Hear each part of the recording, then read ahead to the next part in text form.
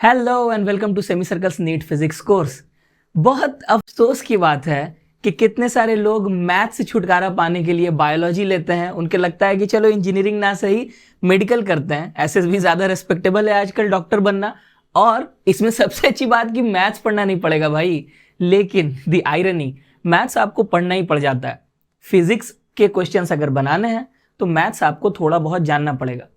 Luckily बहुत ज़्यादा maths पढ़ने की आपको ज़रूरत नहीं है, थोड़ा बहुत बेसिक्स आपको जानना है, क्योंकि उसके बिना फिजिक्स की जो मैथमेटिकल जगलरी होती है वो आप नहीं कर पाएंगे। चलिए, तो उसके लिए सबसे प्रॉब्लमैटिक जो चीज़ें होती हैं, जो हमने तो पढ़कर 10 तक तो हमने पढ़ा है मैथ्स को, वहां तक तो ठीक है, आता है। लेकिन 12 में कुछ नई चीज़ें आती हैं जो हमें इस्तेमाल करने की ज़रूरत होती है फिजिक्स में। जैसे ही फिजिक्स का दूसरा चैप्टर शुरू होता है, motion in a straight line, वहां से आपको कैलकुलस की ज़रूरत पड़ने लगती है। और कैलकुलस आपने पढ़ी है नहीं, मैथ्स आप पढ़ते हैं नहीं, बहुत ज़्यादा एक प्रॉब्लमैटिक सिचुएशन हो जाती है। इसीलिए मैंने सोचा कि इस पर एक वीडियो बनाई जाए ओनली ऑन कैलकुलस, जहां पर डिफरेंशिएशन पर एक वीडियो हमारी रहेगी, अगली क्लास हमारी होगी इंटीग्रेशन पर। यहां पर डिफरेंशिएशन और इंटीग्रेशन को हम इतना पढ़ेंगे, सिर्फ और सिर्फ इतना पढ़ेंगे जितना फिजिक्स के प्रॉब्लम्स बनाने में हमें यूज आता है। सिर्फ उतना कॉन्सेप्ट और उतने प्रॉब्लम्स हम लोग बनाएंगे। अगर जितना मैं बता रहा हूं ये बहुत जनरल है ये चीजें, इसके अलावा इक्का दुक्का रूल्स अगर आ जाते हैं, एक्सेप्शन जो मैंने नहीं पढ़ाए हैं, तो हम लोग उसी वक्त हैंडल करेंगे जब वो रूल आएगा। ठीक है, तो हम लोग आगे बढ़ते हैं ज्यादा वक्त ना लेते हुए। आई नो कि आप लोगों को ज्यादा मैथ्स नहीं पढ़ने का मन है। डिफरेंशिएशन से हम लोग शुरू करते हैं। चलिए, तो ये जो दो वर्ड्स हैं डिफरेंशिएशन और इंटीग्रेशन, ये दोनों ब्लैक और व्हाइट, डे और नाइट हैं, एक दूसरे के ऑपोजिट होते हैं। डिफरेंशिएशन का जो डिफरेंशिएट करते हैं अगर किसी चीज को, जो रिजल्ट आता है उसको अगेन इंटीग्रेट करेंगे तो वापस वो चीज आ जाएगी जिसको हमने डिफरेंशिएट किया था। ये एक दूसरे के लूप में होते हैं। ठीक, डिफरेंशिएशन को हम लोग किस तरह से डिपिक्ट करते हैं, कुछ इस तरह से, dy dx, dy by dx इसको नहीं कहते हैं, इसको कहते हैं dy dx। ये डिफरेंशिएशन है, जिसको इसका मीनिंग क्या होता है, इसका इंटरप्रिटेशन क्या होता है, it is rate of change. ये रेट ऑफ चेंज को बताता है। वहीं पर इंटीग्रेशन, इसको इस तरह से डिनोट किया जाता है, ये एक लंबी सी लकीर रहती है, सांप जैसा कुछ है, और y dx इस तरह करके लिखते हैं इसे, और ये रिप्रेजेंट करता है समेशन को। हम लोग डिटेल में समझेंगे कि रेट ऑफ चेंज और समेशन कहने से क्या मुराद है, क्या इसका मतलब है, एक एक करके स्लोली। आइए पहले देखते हैं डिफरेंशिएशन को। आज तो इंटीग्रेशन की बात ही नहीं करेंगे हम लोग। डिफरेंशिएशन में हमारे पास ये कर्व है। अब इतना तो आपको पता होगा, ये एक्स एक्सिस है, ये वाई एक्सिस है। जो हॉरिजॉन्टल एक्सिस होती है उसको कहते हैं एक्स एक्सिस, वर्टिकल वाली को कहते हैं वाई एक्सिस। यहां पर होते हैं कोऑर्डिनेट्स। कोऑर्डिनेट होता है किसी पॉइंट का एड्रेस, जहां से पता चलता है कि वो ओरिजिन से कितनी दूर है अलोंग एक्स एक्सिस और अलोंग वाई एक्सिस। ये कोऑर्डिनेट्स का काम है। तो यहां पर दो पॉइंट्स है, एक कर्व है हमारे पास में, इस कर्व के ऊपर में दो पॉइंट्स हैं ए और बी। ठीक है, इन दोनों पॉइंट्स के कुछ अपने कोऑर्डिनेट्स होंगे। बेसिकली हमें चाहिए क्या, हमें चाहिए ये, यानी ए और बी पॉइंट के बीच की डिस्टेंस कितनी है। ये कैसे पता चलेगा, हम लोग क्या करेंगे, दोनों के कोऑर्डिनेट्स को अलोंग एक्स एक्सिस और अलोंग वाई एक्सिस डिफरेंस उन दोनों का निकाल देंगे, घटा देंगे। ओके, यानी अगर ए की कोऑर्डिनेट्स हैं एक्स ए वाई ए और बी के कोऑर्डिनेट्स हैं एक्स बी वाई बी, तो हम क्या करेंगे, यहां पर हम करेंगे ये कि हम लोग एक्स बी माइनस एक्स ए जब करेंगे, एक्स बी का मतलब क्या है, ऑरिजिन से along the x axis B point की डिस्टेंस क्या है, यानी ये डिस्टेंस। ठीक है, और वाई बी का मतलब क्या है कि ऑरिजिन से अलोंग वाई एक्सिस बी की डिस्टेंस क्या है, यानी ये डिस्टेंस। तो अगर हमें ये डिस्टेंस निकालना है, बी और ए के बीच की distance along the x axis, तो कैसे निकालेंगे, ये एक्स बी हो गया और एक्स ए क्या होगा, ये वाली डिस्टेंस। इन दोनों को जब घटा देंगे तो हमें मिलेगा ये distance, which is delta x. Delta मैंने बताया है कि डेल्टा का मतलब होता है कि ये डिफरेंस है दो नंबर्स का, तो इस तरह लिखते हैं डेल्टा एक्स डेल्टा वाई। कहने का मतलब मोटे तौर पर यह है कि डेल्टा वाई डेल्टा एक्स क्या है, ये ए और बी पॉइंट्स के बीच की डिस्टेंस है, एक दूसरे से कितनी दूर है अलोंग एक्स एक्सिस और अलोंग वाई एक्सिस। अब ये हम क्यों फाइंड आउट कर रहे हैं, ये फाइंड आउट इसलिए कर रहे हैं क्योंकि हमें निकालना है स्लोप। अब ये स्लोप क्या बला है, स्लोप का मतलब होता है कि कोई लाइन, कोई स्ट्रेट लाइन कितनी टेढ़ी है। अगर हमारे पास में कोई इस तरह से हॉरिजॉन्टल लाइन है तो इसका एंगल क्या होगा, एक्स एक्सिस के साथ ये क्या एंगल बनाती है, ये एंगल बनाती है 0 डिग्रीज और इसका स्लोप होगा 0। बेसिकली कोई भी स्ट्रेट लाइन अगर एंगल थीटा बनाती है एक्स एक्सिस के साथ तो उसका स्लोप होता है tan थीटा। ठीक है, tan थीटा उसका स्लोप होता है। तो अगर थीटा 0 है तो tan थीटा कितना होगा 0। और अगर कोई वर्टिकल लाइन है तो ये कितना एंगल बनाएगा एक्स एक्सिस के साथ 90 डिग्रीज, तो tan थीटा की वैल्यू क्या होगी इन्फिनिटी, tan 90 इन्फिनिटी होती है, हमें पता है। तो इस तरह से हमें इसे कहते हैं हम लोग स्लोप। स्लोप से पता चलता है रेट ऑफ चेंज। कैसे पता चलता है, पहले हम लोग ये इक्वेशन ना देख करके यहां से समझते हैं। अगर हमें कोई ट्रायंगल दिया हुआ है, ऐसे करके हमें एक ट्रायंगल पता है इस तरह का, ठीक है, इस ट्रायंगल में हमें पता करना है कि इसका स्लोप क्या है इस एंगल का। कैसे पता लगेगा, हम लोग क्या करते हैं, ये वाली जो डिस्टेंस होती है वर्टिकल डिस्टेंस, उसको डिवाइड कर देते हैं हॉरिजॉन्टल डिस्टेंस से। अगर वर्टिकल डिस्टेंस है y और हॉरिजॉन्टल है x, तो स्लोप कितना होगा, स्लोप होगा y बाई x। ठीक है, वर्टिकल बाई हॉरिजॉन्टल, ये स्लोप का फॉर्मूला होता है। वही करेंगे हम यहां पर। देखिए इन दो पॉइंट्स के बीच की जो वर्टिकल डिस्टेंस है डेल्टा y, उसको हमने यहां ऊपर लिखा है, और ये जो हॉरिजॉन्टल डिस्टेंस है डेल्टा x, उसको हमने यहां लिखा है। तो दिस शोज द स्लोप। अब स्लोप हमें क्या बताता है कि कोई लाइन कितनी टेढ़ी है। इसका मतलब क्या है, इसका मतलब है कि x के चेंज होने पर y कितना चेंज होता है।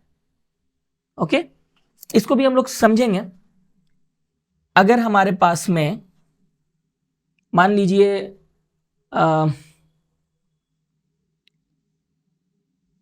हमारे पास ये दो लाइंस हैं, ये एक लाइन है, ये दूसरी लाइन है। कौन इसमें ज्यादा स्टीप है, कौन ज्यादा खड़ी लाइन है, ये वाली लाइन ज्यादा खड़ी है। अगर हमसे पूछा जाए, मान लीजिए कि ये है एक्स एक्सिस पर है टेम्परेचर, चीनी को पानी में घोल रहे हैं। ओके, तो हमें पता है गर्म पानी में चीनी या नमक ज्यादा जल्दी घुल जाता है, सॉल्युबिलिटी होती है जो, वो बढ़ जाती है जब टेम्परेचर बढ़ाते हैं, राइट। चलिए इसी चीज को एक एग्जांपल लेते हैं। अगर ये एक्स एक्सिस है और एक्स एक्सिस की तरफ जाएगा टेम्परेचर, ठीक है, और वाई एक्सिस के टुवर्ड्स क्या है, सॉल्युबिलिटी।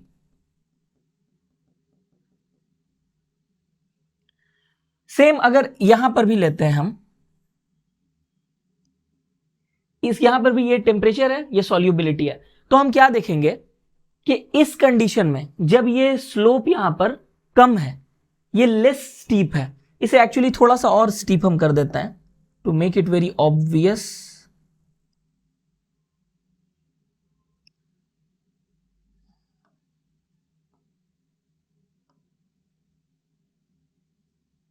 ये कुछ इस तरह से है और ये वाला कुछ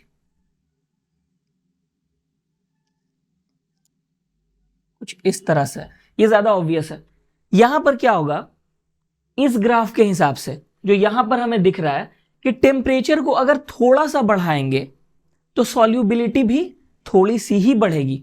यही दिख रहा है यहां पर, अगर टेम्परेचर को हम थोड़ा सा बढ़ाते हैं, यहां से इस पॉइंट से हम इस पॉइंट पर ले जाएं टेम्परेचर को, तो सॉल्युबिलिटी भी देखिए ज्यादा नहीं बढ़ी।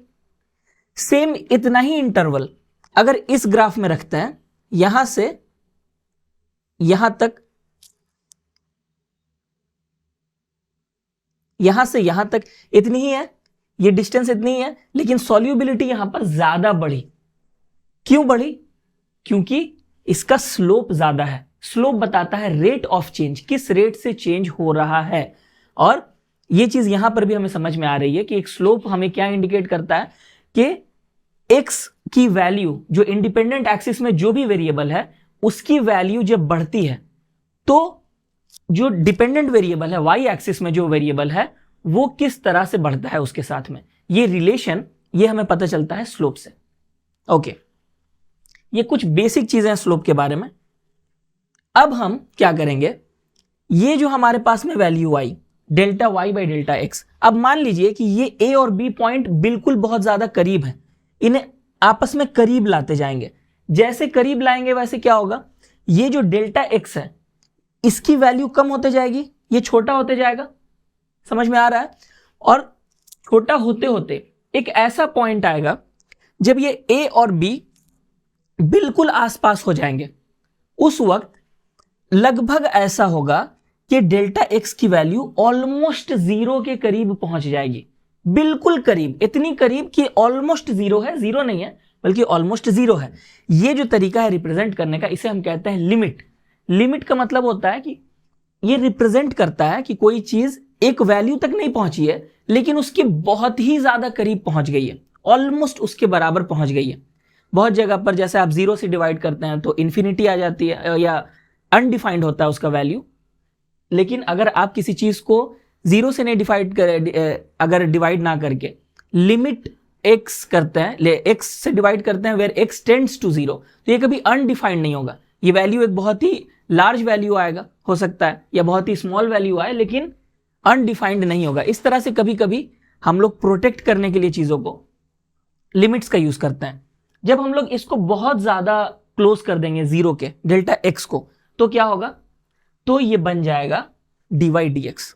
एक्चुअली डिफरेंशिएशन इसी को कहा जाता है, डेरिवेटिव इसी को कहा जाता है कि हम क्या करते हैं, स्लोप फाइंड आउट करते हैं जहां पर दो पॉइंट्स बहुत ज्यादा करीब हैं, ऑलमोस्ट जीरो डिस्टेंस है इनके बीच में। ऐसे दो पॉइंट्स के बीच के स्लोप को ही हम लोग कहते हैं डिफरेंशिएशन। ठीक है, मैथमेटिकल प्रूफ उसका यही है, इसी तरह से चीजें आती हैं। ओके, तो इसे हम delta y by delta x ना कह के इसे हम कहते हैं dy dx।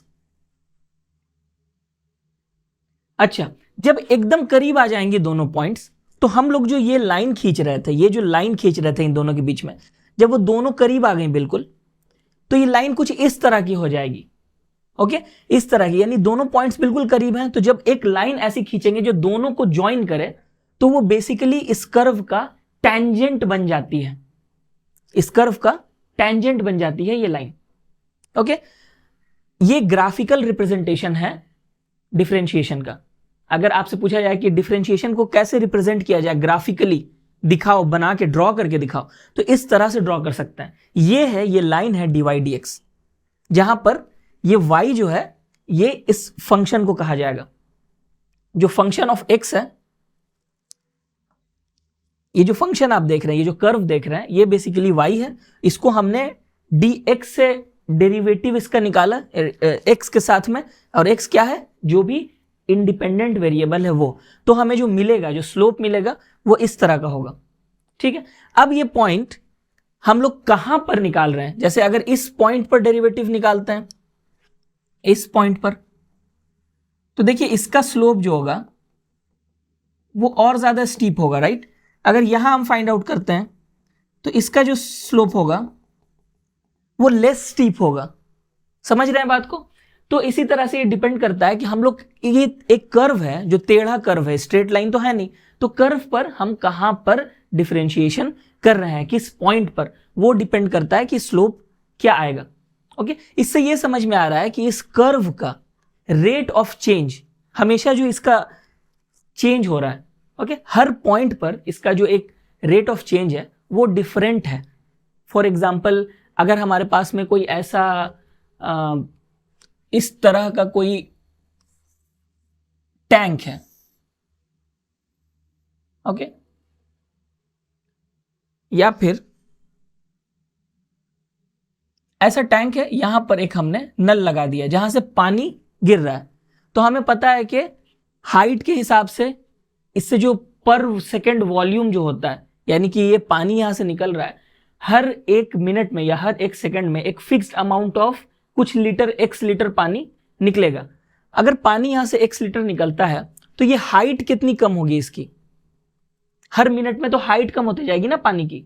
लेकिन ये जो पानी की हाइट कम होगी किस तरह से होगी, क्या वो इक्वल होगा?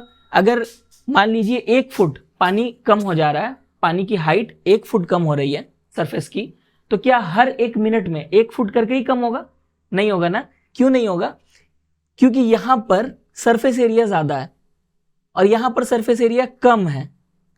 तो यहां पर पानी अगर रेट सेम है, 1 लीटर ही हर मिनट में खाली होना है, तो यहां पर हाइट ज्यादा कम होगी पर मिनट। तो यहां पर इसका जब ग्राफ हम बनाएंगे तो कुछ इस तरह का एक टेढ़ा ग्राफ बनता है, ठीक है, एक कर्व आता है, यानी कि हर सेकंड जो लॉस हो रहा है, यानी कि जो हाइट में कमी आ रही है वो सेम नहीं है, वो चेंज हो रही है, लाइक दिस। ओके, तो ये अगर आपको नहीं समझ में आया कॉन्सेप्ट तो कोई बात नहीं है, प्रॉब्लम्स बनाने में आपको कोई दिक्कत नहीं होने वाली है, लेकिन ये समझ लेना जरूरी होता है। कभी कभी फिजिक्स में इस तरह के कॉन्सेप्ट्स आते हैं। ज्यादा टाइम नहीं है, मैं आपका ज्यादा टाइम लेना नहीं चाहता हूं ताकि इसको बहुत ज्यादा इलेबोरेट करके समझाऊं स्टेप बाय स्टेप। ये सारी चीजें जो है बेसिक चीजें आपको समझ में आ गई। अब एक चीज आपको याद रखना है, ये चीज हमें पता है कि स्लोप क्या होता है, डेल्टा वाई डेल्टा एक्स, और उसको जब हम लोग उसका लिमिट लेते हैं यानी दोनों पॉइंट्स को बहुत करीब करते हैं तो फिर वो बन जाता है dy dx, ये पता चल गया। अब ये कर्व में 3 पॉइंट्स हैं a b c, हम क्या करेंगे, इन तीनों पॉइंट्स पर हमने स्लोप ड्रॉ किया, टेंजेंट ड्रॉ किया which is slope at that point. तो ये टेंजेंट जब हमने ड्रॉ किया, बेसिकली ये क्या है, ये a पॉइंट पर dy dx है एट द पॉइंट a, ये वाला स्लोप क्या है, ये dy dx है एट द पॉइंट b, और ये क्या है, dy dx at the point c। समझ में आ रहा है? और देख के समझ में आ रहा है कि इसकी वैल्यू ज्यादा ग्रेटर होगी, थीटा की वैल्यू जब ज्यादा होगी तो tan थीटा की भी वैल्यू ज्यादा होगी, और tan थीटा की वैल्यू ज्यादा होगी, इसका मतलब ये स्लोप ग्रेटर है, यानी dy dx की जो वैल्यू आएगी यहां पर वो ज्यादा होगी। कैसे समझ में आएगा dy dx की वैल्यू किसकी बड़ी होगी किसकी छोटी होगी? जिसका स्लोप ज्यादा स्टीप है। ओके, जो यहां पर दिख रहा है, यानी हम ये कह सकते हैं, देखिए ये लिखने का एक तरीका है, मैंने ये एग्जांपल इसीलिए दिखाया ताकि आपको एक नोटेशन समझ में आए। जो हम लोग लिखते हैं dy dx तो हमने लिखा, उसके बाद ये खड़ी पाई हमने दी, और उसके बाद यहां पे a लिखा। इसका मतलब क्या है कि dy dx की वैल्यू a पॉइंट पर जितनी होगी उससे बड़ी होगी वैल्यू कौन सी, dy dx की वैल्यू b पॉइंट पर, ये बड़ी होगी इससे जो दिख रहा है, और dy dx की वैल्यू c पॉइंट पर उससे भी बड़ी होगी जो यहां दिख रहा है। तो ये एक नोटेशन का तरीका है जो आपको जानना होगा, और एक बस कॉन्सेप्चुअली भी आपको बहुत सारी चीजें अब क्लियर हो गई होंगी। चलिए अब असली चीज पर आते हैं। अच्छा, एक चीज और यहां पे मैं बता दूं, dy dx को हम एक तरह से ऐसे भी लिख सकते हैं d dx ऑफ y, यानी ये y को ऐसे बाहर निकाल के भी लिख सकते हैं। ये x को अलग से नहीं लिख सकते, हम ऐसा कभी नहीं लिख सकते हैं कि dy d ऑफ 1/x, ऐसे कभी नहीं लिखेंगे, ऐसे कभी नहीं लिख सकते हैं, लेकिन ये लिख सकते हैं, ये पूरी तरह से जायज है, लीगल है कि हम y को ऐसे बाहर निकाल के लिखें d dx ऑफ y, और ऐसे लिखना पड़ता है अक्सर। अब ये y को हम लोग ऐसे ब्रैकेट में भी लिख सकते हैं, d dx ऑफ y ये भी होगा। इसको पढ़ते कैसे हैं, ये तो हम लोग शॉर्ट में पढ़ते हैं dy dx या d dx ऑफ y, लेकिन इसे एक्चुअली पढ़ते हैं derivative of y with respect to x। Differentiation करने के लिए किसी एक वेरिएबल के रेस्पेक्ट में दूसरे वेरिएबल को डिफरेंशिएट करते हैं। जैसे यहां पर हम लोग y को डिफरेंशिएट कर रहे हैं x के रेस्पेक्ट में, किसी एक वेरिएबल के बगैर दूसरे को हम डेरिवेटिव उसका नहीं निकाल सकते, ठीक, ये आपको याद रखना है। चलिए अब आते हैं फॉर्मूलाज पर, जिससे एक्चुअली में हमारी प्रॉब्लम्स बनेंगे। सबसे पहले हम लोग शुरू करते हैं, सिंपल सी चीज है, अगर किसी नंबर है कोई जो 2 टर्म्स है एडिशन में या सब्ट्रैक्शन में, m प्लस n या m माइनस n, इनका जब हम डेरिवेटिव लेंगे तो क्या होगा, ये डेरिवेटिव हर टर्म का जो अंदर में है सबका डेरिवेटिव हम लोग ले सकते हैं, यानी कि m प्लस n का डेरिवेटिव होगा dm dx plus dn dx, plus या माइनस, समझ पा रहे हैं, यानी ये डेरिवेटिव अंदर घुस जाएगा। ओके, उसी तरह ये c की वैल्यू, c क्या है, c है कांस्टेंट। आप कहेंगे सर ये कैसे पता, हमें कैसे पता चलेगा ये c कांस्टेंट है और m और n कांस्टेंट नहीं है? वो इसीलिए क्योंकि मैं बता रहा हूं कि c एक कांस्टेंट वैल्यू है, कांस्टेंट वैल्यू जो वैल्यू चेंज नहीं होती है। फॉर एग्जाम्पल ऐसा कोई, आप जानते हैं ऐसा कोई नंबर, ऐसा कोई representation of a constant value, जो आपने पढ़ा है फिजिक्स में, जैसे एक वैल्यू होती है g, acceleration due to gravity, इसकी वैल्यू होती है 9.81 मीटर पर सेकेंड स्क्वायर। ये वैल्यू मोर और लेस फिक्स्ड वैल्यू है, 9.8 मीटर पर सेकेंड स्क्वायर ऐसा हम लोग लेते हैं, ठीक।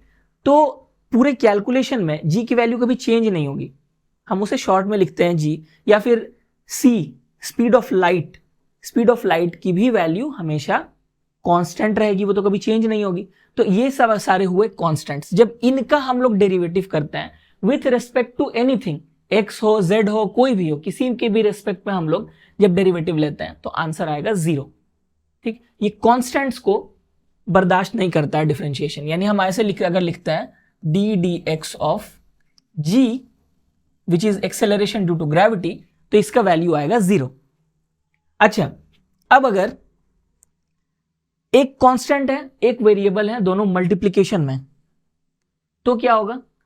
तो ये जो कांस्टेंट है वो बाहर निकल जाएगा और सिर्फ इस वेरिएबल की डेरिवेटिव होगी। जैसे यहां पर आप देख सकते हैं ये c बाहर निकल गया और ये जो y था इसके साथ में डेरिवेशन हो गया। ओके, फॉर एग्जांपल हमारे पास में एक ऐसा वेरिएबल है वेट। वेट की फॉर्मूला हम जानते हैं mg। m मास है, जो कि मास वेरिएबल है, वो चेंज हो सकता है। एक ऑब्जेक्ट का मास कांस्टेंट होता है, लेकिन एक फॉर्मूला में ये वेरिएबल होता है क्योंकि इसकी वैल्यू डिपेंड करती है प्रॉब्लम पर। g की वैल्यू प्रॉब्लम पर डिपेंड नहीं करती है, ये हमेशा फिक्स रहेगी चाहे कोई भी ऑब्जेक्ट हो, मास कितना भी हो, ठीक है। तो अब अगर ऐसे लिखते हैं d D x of mg, तो क्या होगा?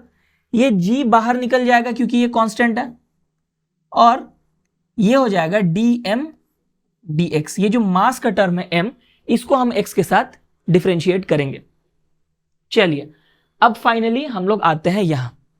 ये फॉर्मूला जो है पावर का, अगर जिस टर्म को डिफरेंशिएट करना है वो है x to the power something, यानी कि जिसके रेस्पेक्ट में किया जा रहा है डिफरेंशिएशन, वही टर्म यहां पर है width of the power something, ठीक। अगर नीचे x है तो यहां पर भी x है, x की पावर कुछ है, तो क्या होगा? ये जो पावर है n, ये ऐसे बाहर निकल आएगी, मतलब कि साथ में मल्टीप्लाई हो जाएगा और इसका पावर 1 कम हो जाएगा। ओके, ये समझ आ रहा है कैसे हो रहा है? ये पावर जो है n, ये ऐसे नीचे उतर गई, मल्टीप्लाई हो गई, और ये पावर 1 हमने घटा दिया। बहुत सिंपल सा एक फॉर्मूला है। चलिए इसका कुछ एग्जाम्पल देखते हैं। सबसे पहले तो है कि चलिए स्क्वायर अगर रहे तो क्या करेंगे, D D x of X square, तो ये 2 बाहर निकल आएगा, ये हो गया 2, और ये x की पावर क्या होगी? 1 कम हो जाएगी। 1 कम होने का मतलब क्या है कि 2 है तो घट के कितनी हो जाएगी? 1, और 1 का मतलब है कि हमें 1 लिखने की जरूरत नहीं है।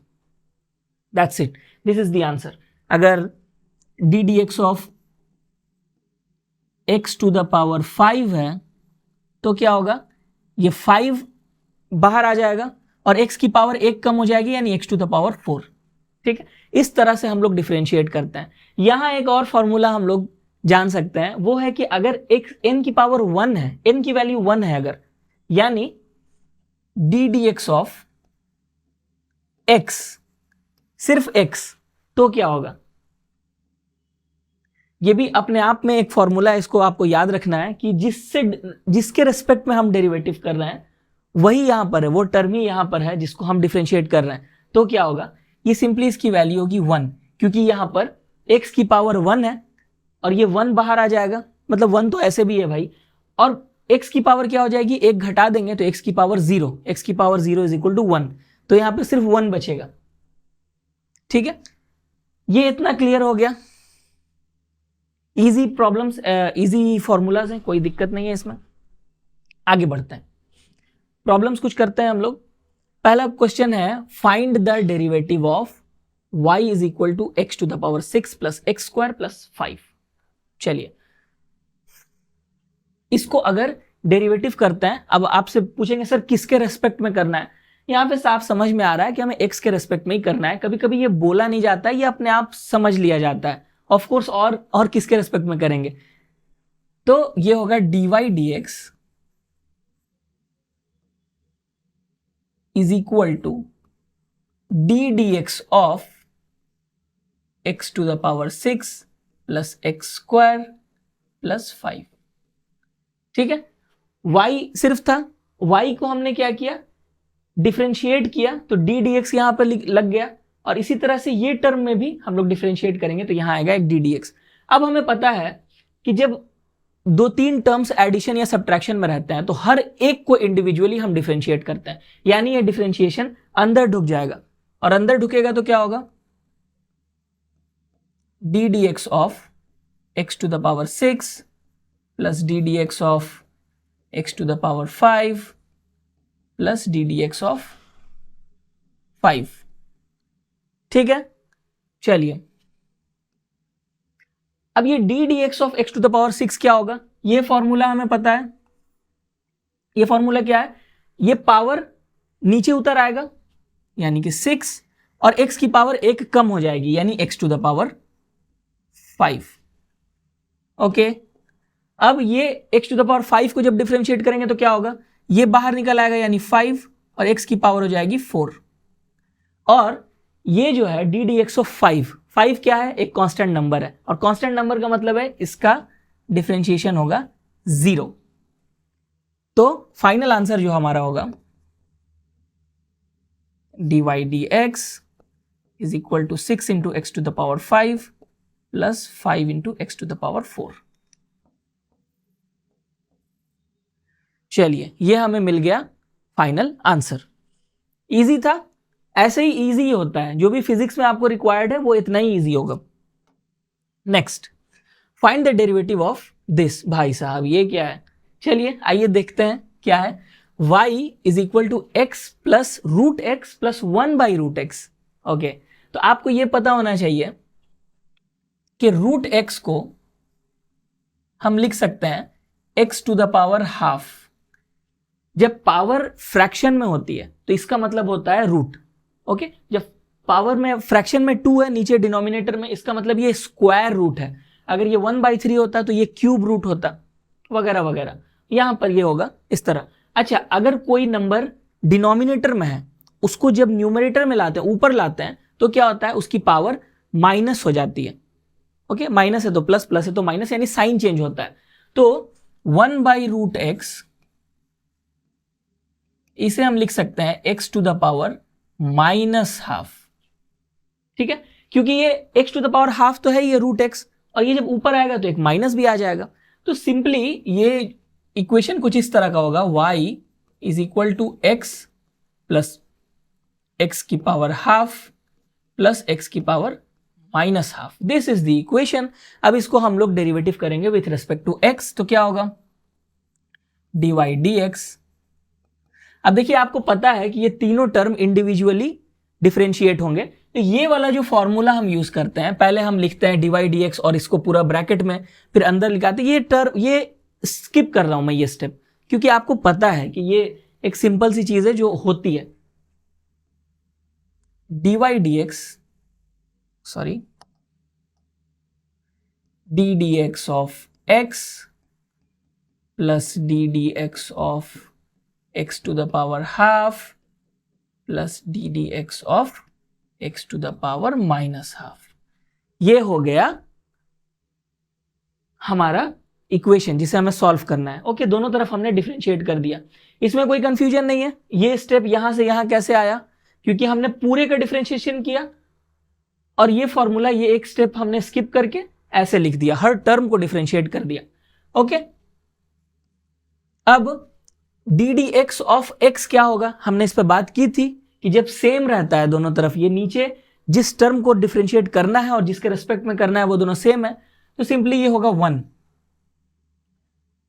ठीक है, बेसिकली ये पावर वाला जो फॉर्मूला है, यहीं पर n इज इक्वल टू 1 जब होगा तो यहां पर 1 आएगा, हमने अभी पिछले स्लाइड में किया वो। उसके बाद में ये x to the power d D x of x to the power half, यहां पर क्या होगा, जैसा मैंने बताया, पावर नीचे आ जाएगी और ये माइनस हो जाएगा, यानी पावर जब नीचे आएगी तो ये होगा हाफ, और x की पावर क्या होगी, 1/2 - 1, 1/2 -1, यानी हाफ हो जाएगी पावर, सॉरी -1 हो जाएगी पावर, प्लस यहां पर भी सेम होगा, ये चीज बाहर निकल आएगी, यानी ये माइनस हाफ, ये बाहर मल्टीप्लाई हो जाएगा और x की पावर हो जाएगी माइनस हाफ माइनस 1। ओके, चलिए इसको सिंप्लीफाई करते हैं। 1 plus half x to the power, यहां पर क्या होगा, half minus 1 is equal to minus half. यहां पर प्लस है और ये माइनस हाफ है, तो प्लस माइनस माइनस, बेसिकली ये मल्टीप्लाई हो रहा है ना, तो यहां पर जब प्लस और माइनस मल्टीप्लाई होता है तो माइनस होता है, यानी यहां पर जो मेन साइन होगा वो होगा minus half x to the power. अब यहां पर माइनस हाफ माइनस 1 दोनों माइनस में है, तो क्या होगा, माइनस 3/2। ओके, ये हो गया हमारा आंसर। इसको इस तरह भी लिख सकते हैं या फिर इसको हम लिख सकते हैं कुछ दूसरे तरह से भी। दूसरे तरह से किस तरह से, चूंकि हमारा क्वेश्चन यूजुअली होता क्या है कि जैसा क्वेश्चन रहता है उस तरह से आप आंसर करने की कोशिश करते हैं, उसी फॉर्मेट में। यहां पर स्क्वायर रूट के टर्म्स में क्वेश्चन दिया हुआ था, तो हम लोग कोशिश करेंगे आंसर भी हम लोग इसी टर्म में दें ताकि एक मैच हो जाए दोनों चीजें, जबकि ये भी आंसर गलत नहीं है, that is also the final answer. लेकिन हम इसे लिखेंगे फाइनल आंसर को dy dx is equal to 1 plus, अब ये क्योंकि पावर होगी माइनस तो ये नीचे जाएगा और हाफ की पावर है, इसका मतलब स्क्वायर रूट, तो इसे हम ऐसे लिख सकते हैं क्या, 1/2, क्योंकि 2 यहां पर है, रूट x।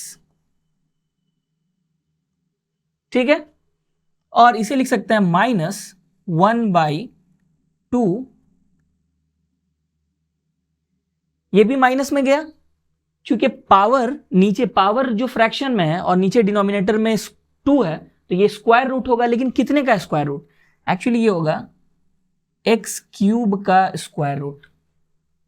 समझ रहे हैं, नीचे जाने से ये माइनस है तो ये नीचे गया और ये by 2 था तो स्क्वायर रूट हुआ, लेकिन x³ ज्यों का त्यों रह गया। This is the answer. इसे हम ऐसे भी लिख सकते हैं x√x, x³ को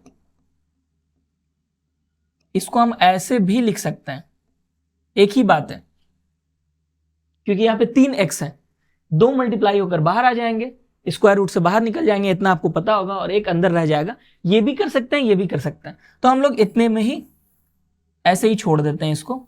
this is the answer. Okay, चलिए नेक्स्ट, अगला क्वेश्चन हमारा डेरिवेटिव करना है इस टर्म का। फाइन, dy dx क्या क्या टर्म्स हैं, 2x³ plus 3x to the power 5/2 plus 8x। Okay, तो d dx of 2x³ plus d dx of 3x to the power 5/2 plus d dx of 8x। Okay, यहां पर एक rule और आएगा जो हमने पढ़ा था, ये वाला, कि अगर कोई कांस्टेंट मल्टीप्लाइड है किसी वेरिएबल के साथ में तो वो कांस्टेंट बाहर निकल आता है और जो वेरिएबल है वो डिफरेंशिएट हो जाता है। ओके, तो यहां पर भी वही होगा, इसे हम बाहर कर देंगे, ये हो जाएगा d dx of x³ plus d dx, sorry यहां पर ये 3 जो है ये बाहर आ जाएगा, d dx of x to the power 5/2 plus 8 d dx of x। Great, अब क्या करेंगे, ये 2 है मल्टीप्लाइड बाई, इसको सॉल्व करेंगे, d dx ऑफ x³ क्या होगा, पावर आएगा बाहर और x की पावर 1 कम हो जाएगी, यानी कि ये हो गया 3 और x की पावर हो गई 2, यानी x²। उसी तरह 3 इंटू ये पावर आ जाएगी बाहर, यानी 5/2, x टू द पावर 5/2 है, इसको -1 करेंगे तो कितना होगा, 3/2।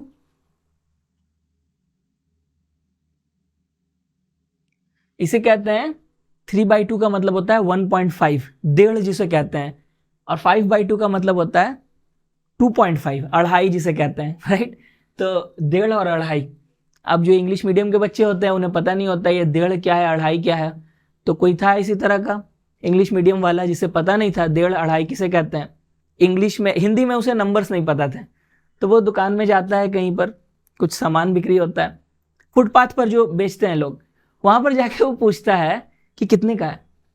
तो वो कहता है शॉपकीपर ये 1.5 रुपए का है। तो बोलते हैं नहीं नहीं बड़ा महंगा दे रहे हो, 2.5 रुपये में दोगे तो बोलो। तो वो कहता है कि ठीक है ले जाओ। तो यही होता है जो हमें नहीं पता है, जो लैंग्वेज है, लोकल लैंग्वेजेस। तो ये है 1.5, ये है 2.5। ओके, इसीलिए मैंने एक जब घटाया तो 5/2 से वो बन गया 3/2 plus 8 into ddx of x क्या होगा 1। चलिए, तो ये हो गया हमारा आंसर। इसे थोड़ा सा सिंप्लीफाई और कर देंगे, फाइनल आंसर आएगा dy dx is equal to 3 into 2 6x² plus ये क्या हो जाएगा 15/2 x to the power 3/2 plus 8 into 1 8। ठीक है,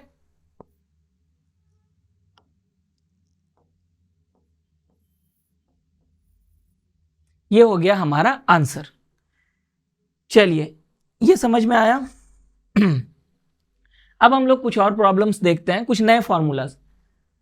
अगर हमारे पास में 2 वेरिएबल्स हैं जो मल्टीप्लिकेशन में हैं एक साथ, जैसे ये u और v, इसमें कोई कांस्टेंट नहीं है, ये दोनों वेरिएबल्स हैं। अब 2 वेरिएबल्स हैं मल्टीप्लिकेशन में, इनको हम डिफरेंशिएट करेंगे तो क्या होगा, इसे हम कहते हैं प्रोडक्ट रूल। प्रोडक्ट रूल में क्या होता है,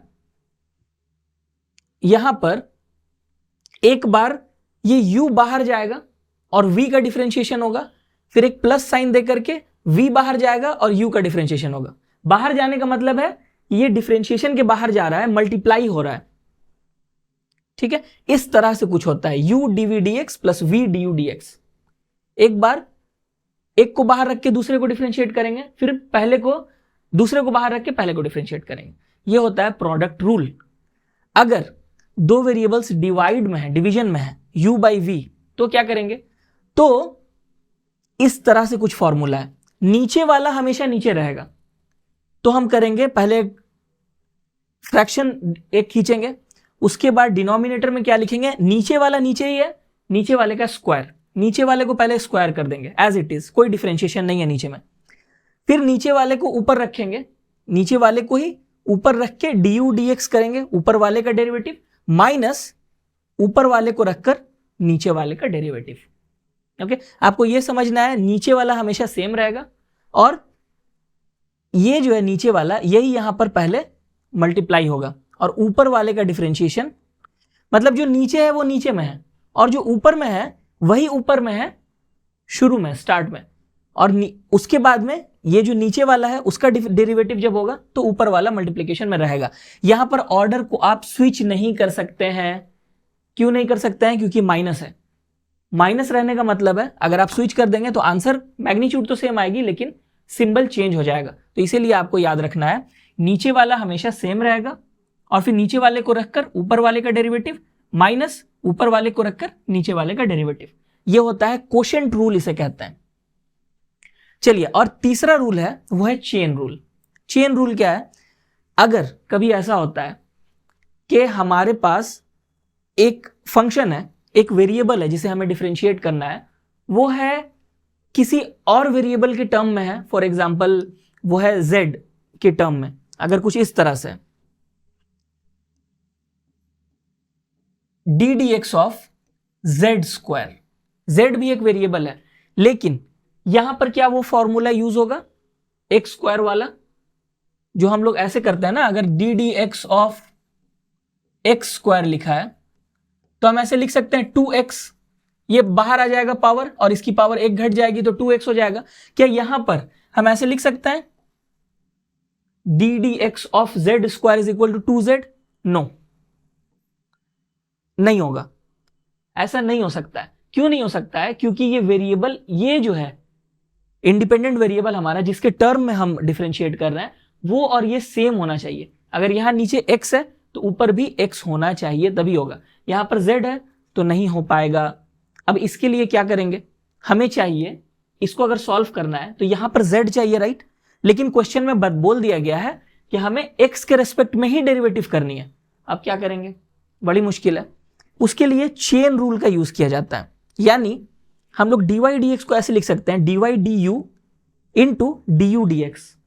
एक नया वेरिएबल ऐसे ला सकते हैं। अब ये देखने में ऐसा लग रहा है कि ये कैंसिल हो जाएगा ऐसे ऐसे, और ये दोनों आपस में फिर dy dx हो जाएंगे। देखने में ऐसा लगता है, लेकिन एक्चुअली वहां पर ये नहीं हो रहा है। ये सिंपल अलजेब्राइक प्रोसेस नहीं है। याद रखिएगा कि ये dy dx जो लिखा है ये डिवीजन नहीं है कि dy और dx को हमने डिवाइड कर दिया, ये नहीं होता है। बल्कि d dx ये जो है ये अपने आप में एक ऑपरेटर है। जिस तरह प्लस माइनस डिवीजन मल्टीप्लिकेशन इस तरह एक सिंबल होता है ना, उस तरह से ये एक सिंबल है। ओके, और उसके साथ y है। तो दिखने में ऐसा लग रहा है कैंसिल हो जाएगा, इंट्यूटिवली ये सही भी है लेकिन टेक्निकली सही नहीं है। तो इसको काट मत दीजिएगा ऐसे करके ऊपर नीचे। तो यहां पर ऐसे कैसे अप्लाई करेंगे इसे, यहां पर हम इस तरह से अप्लाई करेंगे, D d z of Z square into multiplied by, यहां पर एक डॉट भी दे सकते हैं, एक मल्टीप्लीकेशन का सिंबल भी दे सकते हैं, डी जेड डी एक्स। ऐसे हम इसको लिख सकते हैं। ओके,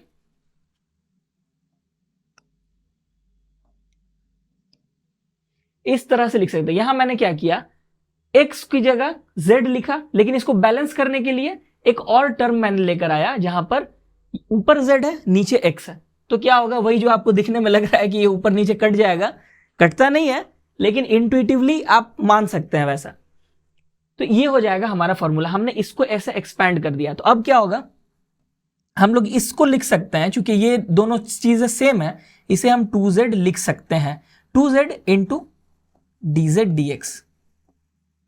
अब आप कहेंगे सर ये तो बच गया, ये तो ऐसे ही रह गया dz dx। हाँ, इसके लिए, इसको सॉल्व करने के लिए हमें z और x के बीच का एक रिलेशन खोजना पड़ेगा। प्रॉब्लम्स में अगर दिया रहता है तो हम लोग सॉल्व कर देते हैं।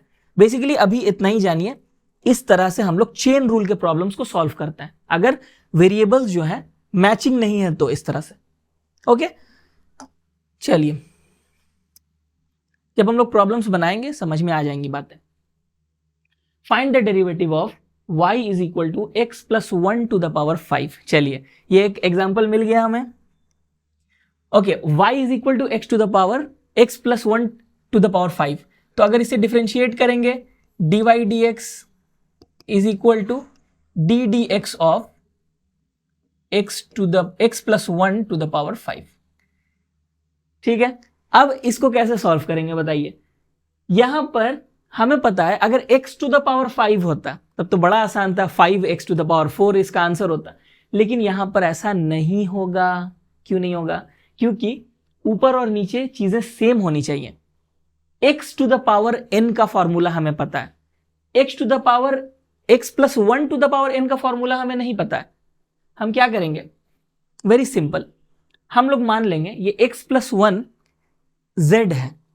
ठीक, हम लोग ऐसे लिखेंगे, let x plus 1 is equal to z। Simple है। तो यहां क्या हो जाएगा, ये हो जाएगा d D x of z to the power 5। अब x और z है दो चीजें, इनको क्या करेंगे, चेन रूल। चेन रूल का मतलब है इसे हम लिखेंगे d d z of z to the power 5 into d z d x. ठीक है, ये इसे अब हम सॉल्व कर सकते हैं।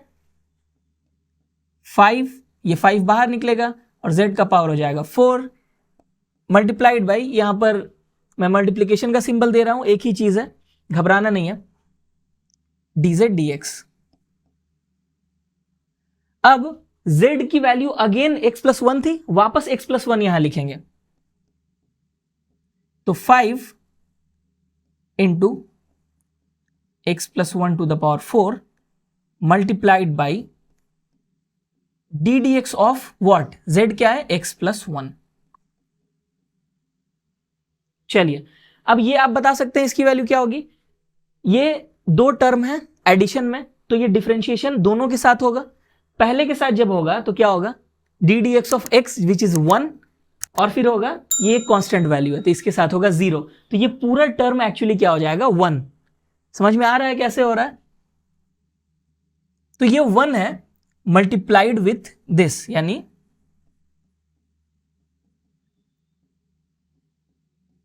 हमारा फाइनल आंसर होगा dy dx is equal to 5 into x plus 1 to the power 4। ये हो गया हमारा क्वेश्चन। ठीक है, हमने सॉल्व कर लिया, जबकि हमें फॉर्मूला नहीं पता था तब भी हमने सॉल्व कर लिया है चेन रूल के हेल्प से। तो ये एक केस स्टडी थी चेन रूल के लिए। चलिए अब करते हैं अगला सवाल, find the derivative of this. दो टर्म्स हैं, अलग अलग दो सेट ऑफ टर्म्स हैं, ठीक है, 3x square plus 7 multiplied by 6x plus 3। अब इसे कैसे करेंगे? जब हम dy dx लिखेंगे तो यहां क्या होगा, d dx ऑफ, इसको थर्ड ब्रैकेट में ऐसे लिख सकते हैं ताकि कंफ्यूजन ना हो, 3x square plus 7 into 6x plus 3। ये हमारा टर्म है। एक्चुअली यहां पर प्रोडक्ट रूल का इस्तेमाल करेंगे, इस रूल का। बेसिकली इसका मतलब क्या है कि एक बार इसको डिफरेंशिएट करेंगे, इसको बाहर रख के, पहले टर्म को बाहर रख के दूसरे को डिफरेंशिएट करेंगे, प्लस दूसरे टर्म को बाहर रख के पहले को डिफरेंशिएट करेंगे। यही करना है। चलिए पहले हम इसको डिफरेंशिएट करते हैं, सेकंड वाले को बाहर रख के। बाहर रखने का मतलब ये हो जाएगा 6x plus 3 multiplied by d D x of 3x square plus 7, plus अब हम इसे बाहर रखेंगे, 3x square plus 7 D D x of 6x plus 3। ये हो गया हमारा इक्वेशन जिसे हमें सॉल्व करना है। आगे क्या करेंगे, इसको डिफरेंशिएट करेंगे अगेन। तो यहां पर क्या होगा, देखिए ये जो टर्म है डिफरेंशिएशन का, ये दोनों टर्म्स के साथ डिफरेंशिएट होगा। एक तो कांस्टेंट है वो तो गया, और दूसरा है 3x स्क्वायर। चलिए करते हैं, 6x प्लस 3 मल्टीप्लाइड बाई, एक ब्रैकेट दे देते हैं। इस ब्रैकेट में हम क्या लिखेंगे, यहां पर 3x स्क्वायर है, यानी एक कांस्टेंट है 3 और x स्क्वायर, तो ये बाहर निकल जाएगा, इतना पता है, d D x of X square plus 0। यहां पर जो 7 है उसका डिफरेंशिएशन 0 होगा। अब हम लोग इस टर्म को सॉल्व करेंगे। यहां पर ये ऐसे ही रहेगा, 3x स्क्वायर प्लस 7, प्लस यहां पर ये टर्म तो 0 हो जाएगा, प्लस 3, और ये वाला टर्म जो है 6x, इसके साथ क्या होगा, 6 बाहर निकलेगा और x के साथ में डिफरेंशिएशन होगा, d D x of x plus 0। ये क्लियर है कैसे हुआ? अगर नहीं समझ में आ रहा है कमेंट्स में लिख के हमें बताइए। ओके, अब इसे सॉल्व करेंगे पूरा, 6x plus 3 multiplied by 3 into 2x plus 0। Okay, ये D D x of X square होगा 2x, और ये 3 पहले से है, 3x square plus 7 multiplied by 6 into 1, क्योंकि D D x of X is equal to 1। Okay, अब हम इस तरह लिख सकते हैं, ये हो जाएगा 6x, राइट?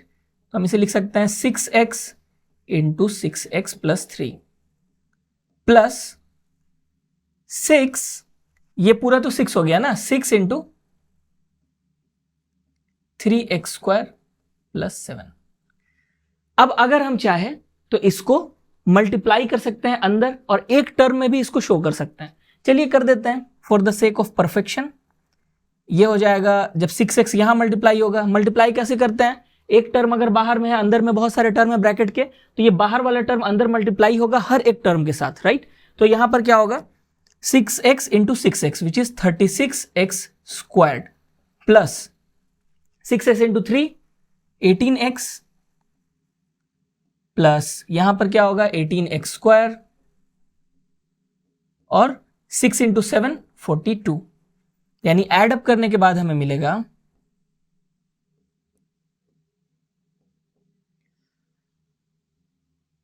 यहां पर कितना होगा 54x स्क्वायर, ये दोनों टर्म्स ऐड हो जाएंगे x स्क्वायर वाले, फिर ये होगा 18x और plus 42. This would be the answer. तो ये हमारा आंसर हुआ, ये हमने डिफरेंशिएट किया और ये value pi. Fine. I hope समझ में आ रहा होगा. चलिए अब अगला क्वेश्चन करते हैं. यहां पर हमने प्रोडक्ट रूल को समझ लिया, अब क्वोशिएंट रूल के प्रॉब्लम को करते हैं. यानी दो वेरिएबल्स डिवीजन में हैं, x square plus 1 divided by x minus 2. तो dy dx क्या होगा? d dx of X square plus 1 divided by x minus 2. हमने क्या पढ़ा था? नीचे वाले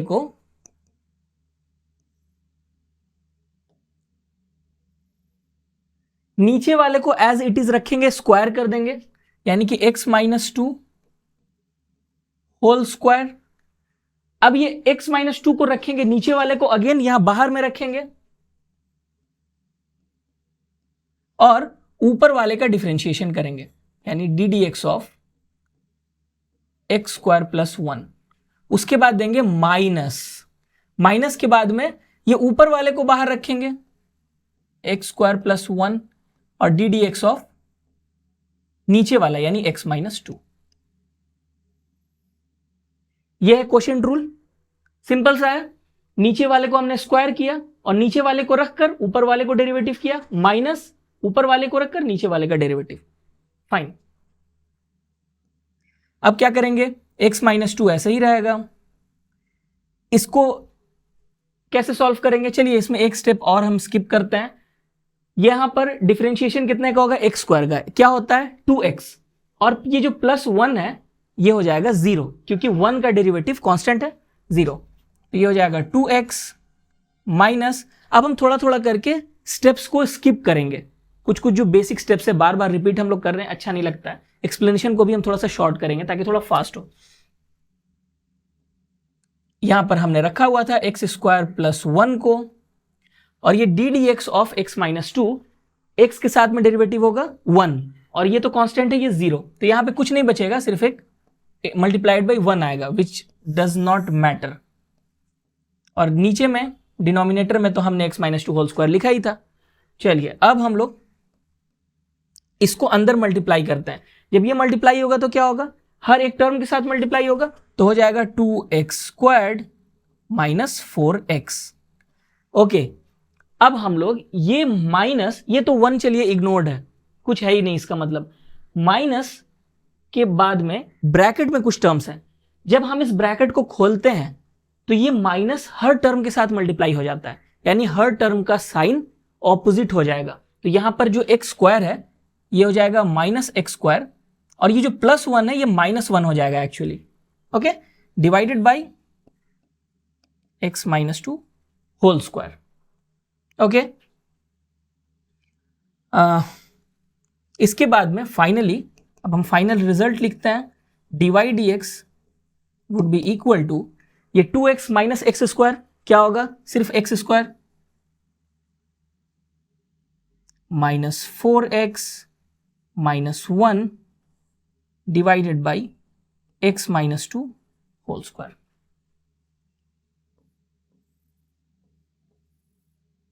इसको और भी ज्यादा सिंप्लीफाई किया जा सकता है. यहां पर हम लोग एक +4 ले आ सकते हैं.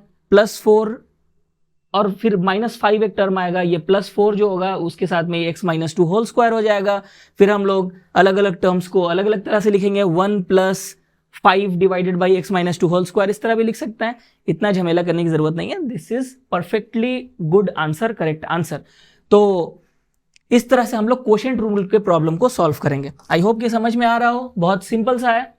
फाइनली अब हम लोग करते हैं ये find the derivative of y is equal to square root of 4x square minus 7, square root of 4x square minus 7। क्या हो रहा है, y इज इक्वल टू, ऐसे लिख सकते हैं 4x स्क्वायर माइनस 7 का पावर हाफ, स्क्वायर रूट का मतलब पावर हाफ है। अब x का पावर हाफ की हमें फॉर्मूला पता है, लेकिन ये पूरा टर्म का पावर हाफ ये कैसे करेंगे, chain rule. Very good, chain rule का यूज करेंगे। हम लोग लिखेंगे let 4x square minus 7 is equal to z, इसको हमने z मान लिया, फाइन। तो क्या होगा, हम लोग ऐसे लिख सकते हैं y is equal to z का पावर हाफ, ऐसे लिख सकते हैं, वेरी इजी।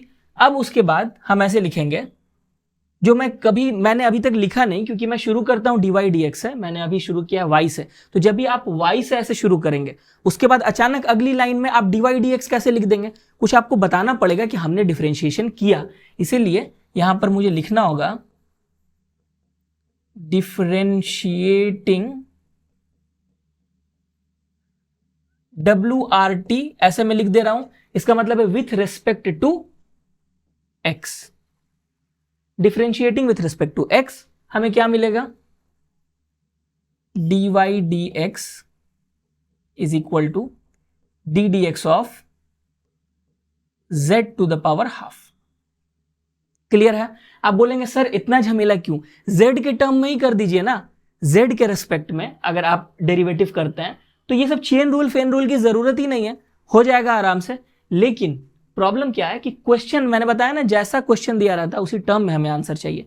जब क्वेश्चन में z का एग्जिस्टेंस है ही नहीं, तो आपके आंसर में भी z का एग्जिस्टेंस नहीं होना चाहिए। देखिए मैथ्स के प्रॉब्लम बनाते वक्त ऐसा होता है कि हम लोग अपनी मर्जी से कुछ नई नई चीजें ऐड करते हैं, लेकिन हमें मेक श्योर करना पड़ेगा कि अगर जो हमने नई चीजें ऐड की थी वो फाइनल जब आंसर दे रहे हैं उस वक्त वो सारी खत्म हो गई हैं।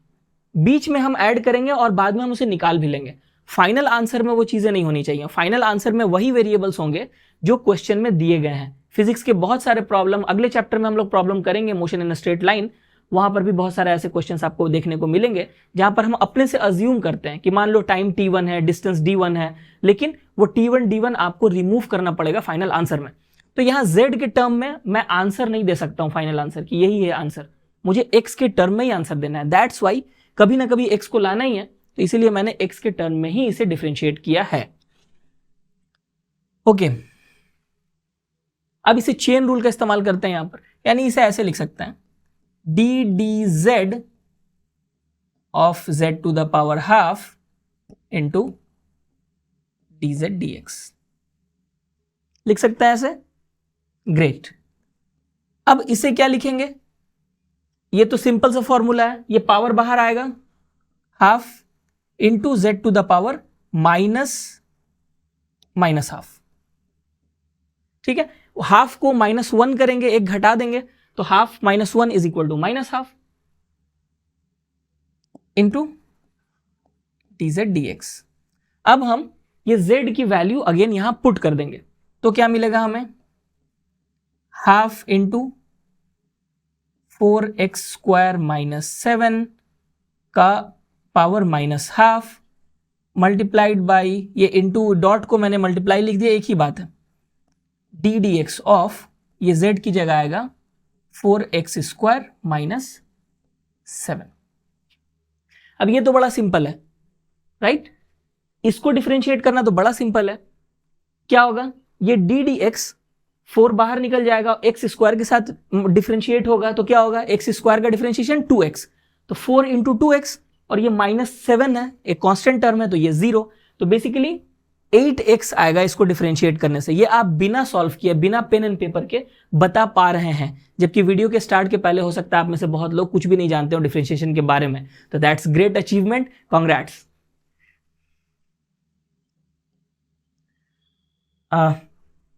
तो हम लोग इसे लिखते हैं सीधा सीधी 8x,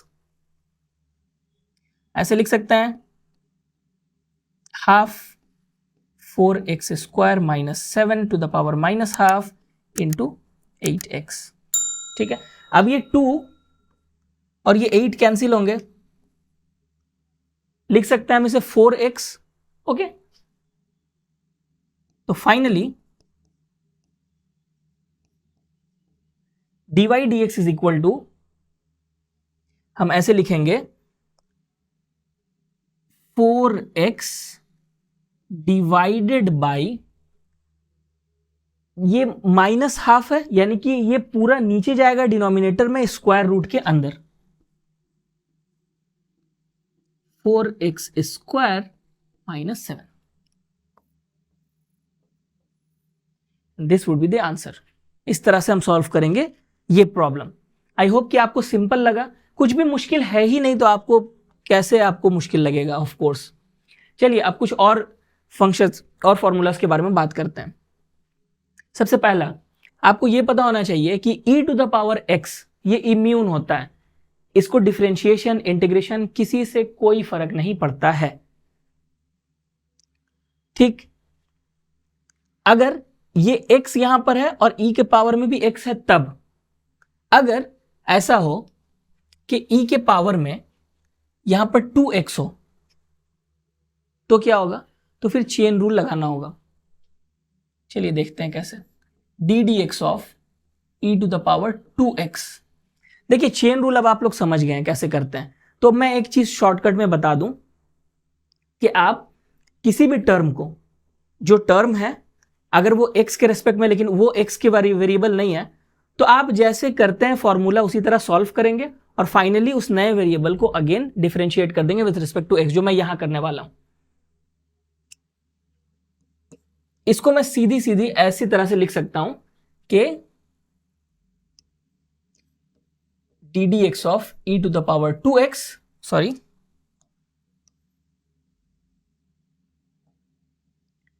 सीधा साधा मैं e to the power 2x लिखूंगा और फिर 2x को डिफरेंशिएट कर दूंगा। यानी मैंने यहां पर कोई z अज्यूम नहीं किया, जिस तरह अगर ये x होता तो मैं जैसे करता वैसे ही मैंने परफॉर्म किया, लेकिन ये जो नया वेरिएबल था 2x, इसको मैंने x से डिफरेंशिएट कर दिया। इस तरह आप शॉर्टकट में कर सकते हैं चीजों को। और उसके बाद ये क्या होगा, ये तो भाई ऑब्वियसली ये 2 बाहर आएगा, ये हो जाएगा 2 into e to the power 2x, यानी कि जो भी पावर बाहर में ऊपर में है x के साथ में, वो बाहर भी आ जाएगी। यहां पे जो है वो तो रहेगी ही, बाहर भी आ जाएगी।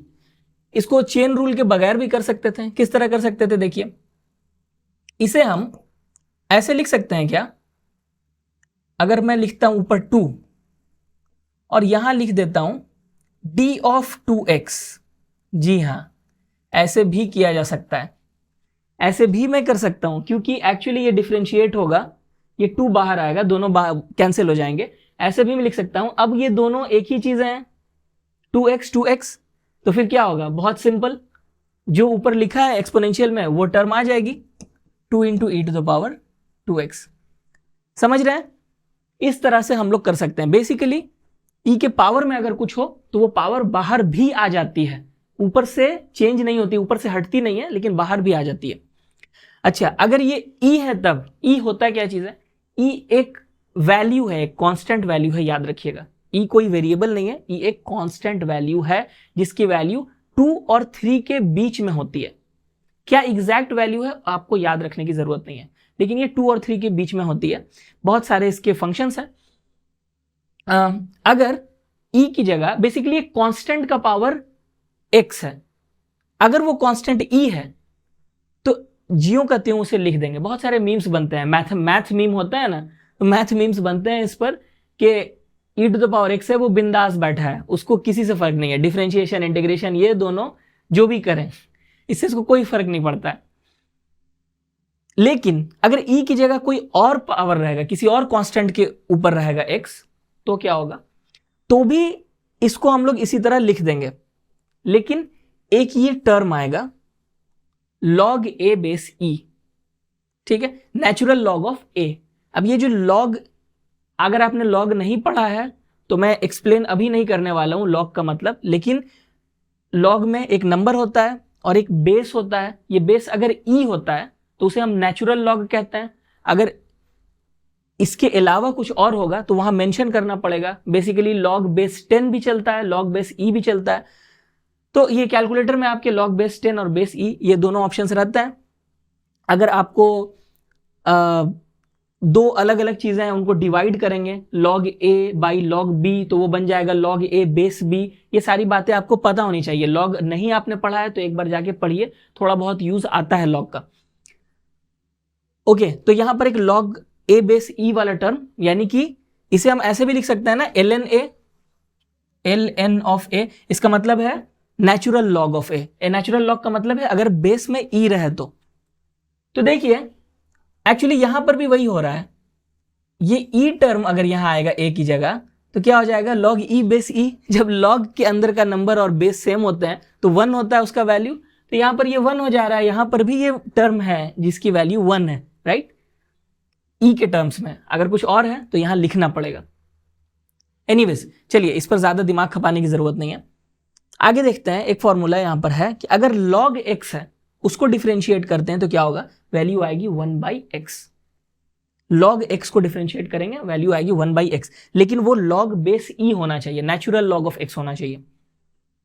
अगर नेचुरल log ना हो करके log x बेस a है तो क्या होगा, ये 1/x के साथ में ये टर्म भी ऐड होगा, natural log of a, log a base e, ये टर्म भी एक मल्टीप्लाई होगा नीचे x के साथ में। ठीक है, ये 4 फॉर्मूलाज हमने किए। हम लोग कुछ एग्जाम्पल से समझ लेंगे कि इसके क्या मीनिंग है। बहुत ज्यादा इंपॉर्टेंट नहीं है ये आपके लिए, कभी अगर जरूरत पड़ गई इक्का दुक्का तो देख लेना तुम फॉर्मूलाज को। अब कुछ ट्रिग्नोमेट्रिकल फंक्शंस के बारे में देखते हैं। ये 3 के बारे में मैं प्रॉब्लम्स करवाऊंगा, इन 3 के ऊपर ही। ये 3 भी याद रहने चाहिए। देखो जितना मैंने फॉर्मूला बताया है उतना कम से कम याद रहना चाहिए। इसके अलावा और याद है तो बड़ी अच्छी बात है, लेकिन मैं जितना लिखवा रहा हूं उतना आपको याद होनी चाहिए। अभी मैं ये 3 के बारे में आपको बताऊंगा। यहां पर साइन x को अगर हम डिफरेंशिएट करते हैं तो आता है cos x। अगर cos x को डिफरेंशिएट करते हैं तो आता है माइनस साइन x। इसको याद रखिएगा, साइन को करेंगे तो माइनस नहीं आएगा, cos को अगर डिफरेंशिएट करेंगे तो एक माइनस साइन आता है। अगर tan को डिफरेंशिएट करते हैं तो आता है sec स्क्वायर। उसी तरह cot को अगर करते हैं तो minus cos x square. sec को अगर डिफरेंशिएट करते हैं तो आएगा sec x tan x, और cosec x को डिफरेंशिएट करते हैं तो आएगा minus cosec x cot x। Practice के साथ में ये चीजें याद हो जाएंगी, बहुत ज्यादा रटने की जरूरत नहीं है। लेकिन आपको जो 3 सबसे अहम है वो ये 3 है, साइन कॉस और tan। इनका जो रेसिप्रोकल है इसका फिलहाल अभी याद करने की जरूरत नहीं है, विथ ड्यू टाइम आपको खुद ही याद हो जाएगा। तो चलिए कुछ प्रॉब्लम्स करते हैं। ज्यादातर प्रॉब्लम्स मैं ट्रिग्नोमेट्रिकल फंक्शंस के ही करवाऊंगा क्योंकि यही ज्यादा इंपॉर्टेंट है हमारे लिए। Find the derivative of y is equal to cos of ax square plus b. Okay, cos तो है लेकिन अंदर में कुछ और है, कॉस x नहीं है, cos ax square plus b है। चलिए फाइंड आउट करते हैं। अगर हम इसे डिफरेंशिएट करेंगे dy dx तो क्या होगा, d dx ऑफ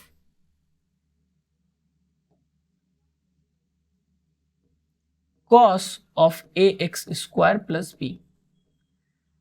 तो ऑब्वियसली यहां समझ में आ रहा है क्या करना है, चेन रूल।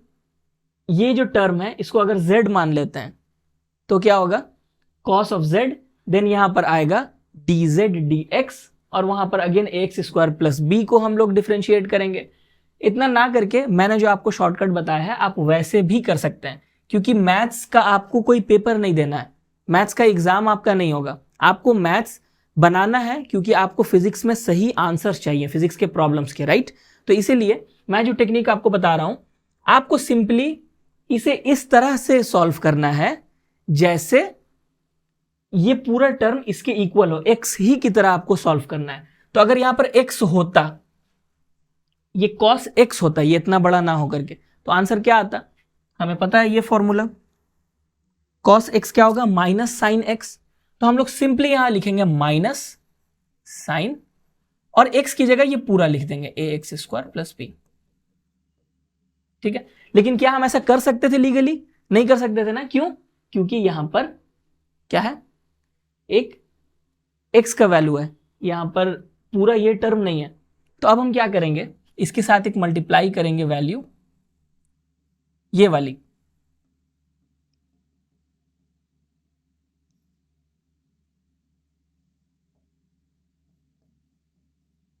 अगर ये नहीं समझ में आया कि कैसे हुआ, चलिए इसको एक और तरीके से मैं करके दिखाता हूं कि मैं यहां तक कैसे पहुंचा।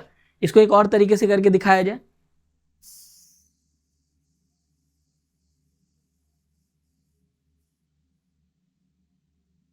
Okay,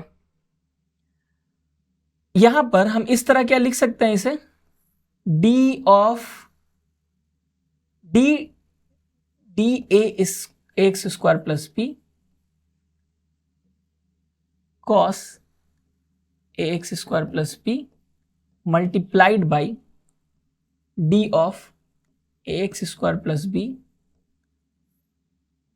D X. क्या ऐसे लिख सकता हूं मैं? ये क्या सही है या गलत है? मैंने क्या किया पहले समझने की कोशिश कीजिए।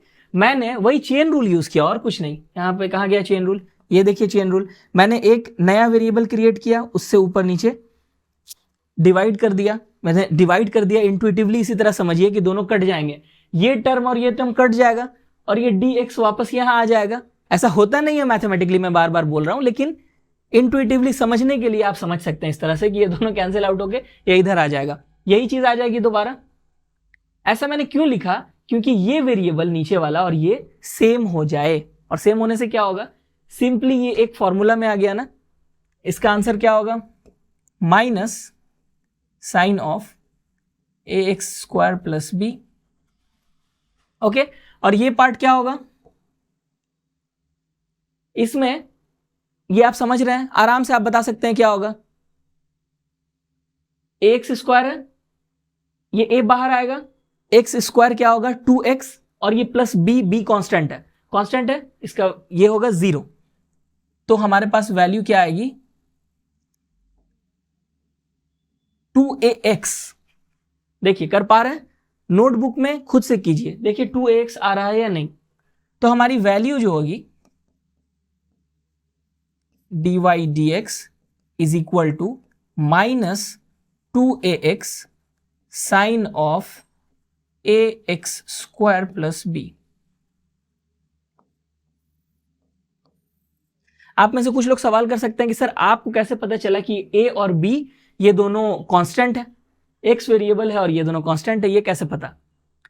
अब ये पता चला मुझे क्योंकि ये फॉर्मेट देख के मुझे समझ में आ गया, मैं आपको बता रहा हूं। यूजुअली मैथमेटिकल नोटेशंस इस तरह से लिखे जाते हैं, x y z l m n, ये सारे वेरिएबल के टर्म्स हैं। इनको कन्वेंशनली आमतौर पर इनको एज ए वेरिएबल यूज किया जाता है। ए बी सी, ये सारे जो शुरू के लेटर्स हैं इनको एज ए कांस्टेंट यूज किया जाता है। आप बोलेंगे ये क्या बात हुई सर, मैं तो कुछ भी कर सकता हूं। बिल्कुल कर सकता है, लेकिन ये कन्वेंशन है। कन्वेंशन का मतलब है कि ये यूजुअली यूज होता है और इससे हमें समझ में आ जाता है। बेसिकली यहां समझ में आ रहा है कि x का पावर, जैसे इस तरह का कुछ प्रॉब्लम है कि 2x स्क्वायर प्लस 3 या 4x स्क्वायर प्लस 5, इस तरह का एक क्वेश्चन है, ऐसा समझ में आ रहा है। आपको भी धीरे धीरे समझ में आ जाएगा जब आप प्रॉब्लम्स सॉल्व करने लगेंगे। फिजिक्स में भी t को हम लोग, टाइम को t से डिनोट करते हैं, t को एज ए कांस्टेंट या वेरिएबल हम लोग नहीं लेते हैं, सिर्फ टाइम के लिए यूज करते हैं। हम लोग कर सकते हैं टेक्निकली, हम लोग कोई भी लेटर इस्तेमाल कर सकते हैं किसी वेरिएबल, किसी कांस्टेंट के लिए, लेकिन एक कन्वेंशन होती है जिस तरह से हम समझने के आदी हैं। तो अगर हम कन्वेंशन को चेंज करेंगे तो कंफ्यूजन हो जाएगी। सामने वाला आपका जो टीचर है, या अगर टीचर आप कन्वेंशन चेंज कर दे, स्टूडेंट को बहुत प्रॉब्लम हो जाती है समझने में, क्योंकि हर बुक में, हर टीचर का पढ़ाने का जो स्टाइल है, हर जगह पर एक कन्वेंशन फॉलो होता है। हमें भी चाहिए कि उसी कन्वेंशन को फॉलो करें, वरना बेमतलब का कंफ्यूजन फैलेगा। ओके, और इसीलिए ये ए और बी ये कांस्टेंट है, एक्स जो है वो वेरिएबल है। Make it very clear. चलिए अगला क्वेश्चन है y is equal to tan x का क्यूब। ओके, ऐसे जब लिखते हैं हम लोग, इसका मतलब क्या है कि tan x का क्यूब है, ये याद रखिए। ये क्या है? tan x का क्यूब। यहां पर ये नहीं है कि tan इंटू एक्स ऐसे नहीं होता है। tan x का होल क्यूब है, जिसे हम यहां लिखते हैं, x के पावर पे नहीं देते हैं। अगर x के ऊपर ये क्यूब लिखेंगे, इसका मतलब होगा tan of x cube. x cube का tan फाइंड आउट कर रहे हैं, लेकिन यहां क्या है, tan x को क्यूब करते हैं, tan x के रिजल्ट को, दोनों में फर्क है। तो इस चीज को हम लोग ऐसे लिखते हैं, इसको समझ जाइए।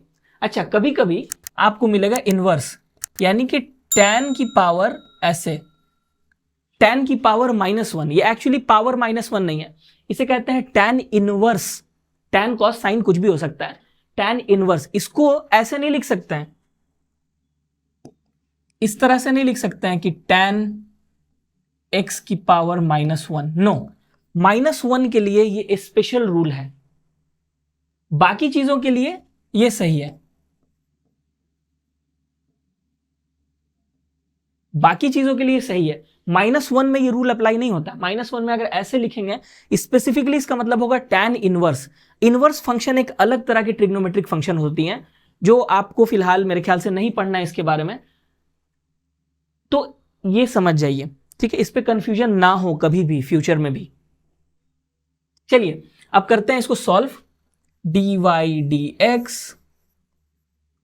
Is equal to tan x का क्यूब। ओके, अब इसे कैसे सॉल्व करेंगे? Very simple, chain rule. Again chain rule से हम इस तरह लिख सकते हैं,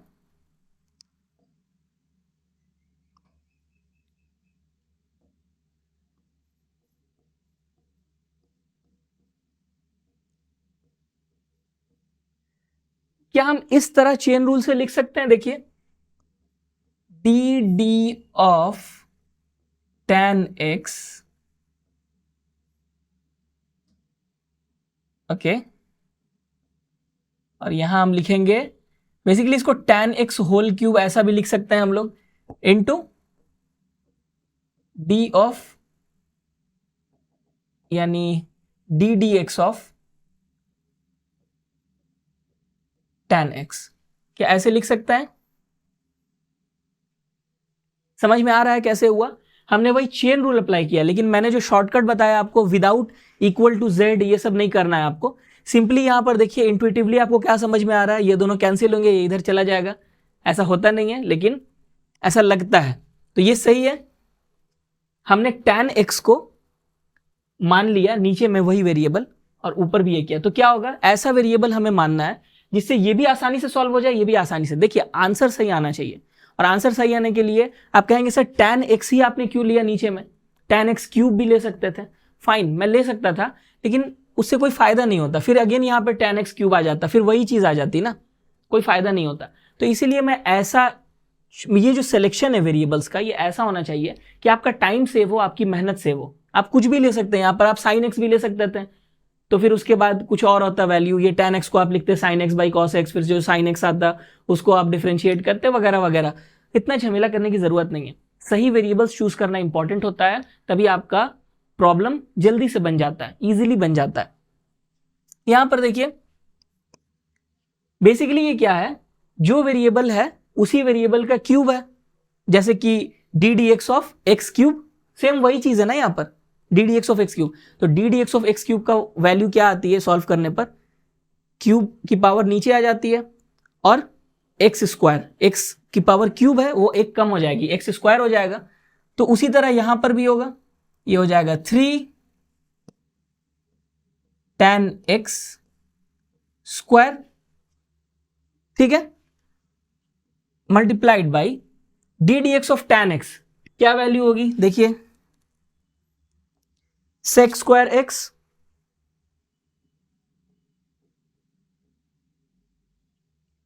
ये हो गया हमारा वैल्यू। अब इसको हम लोग,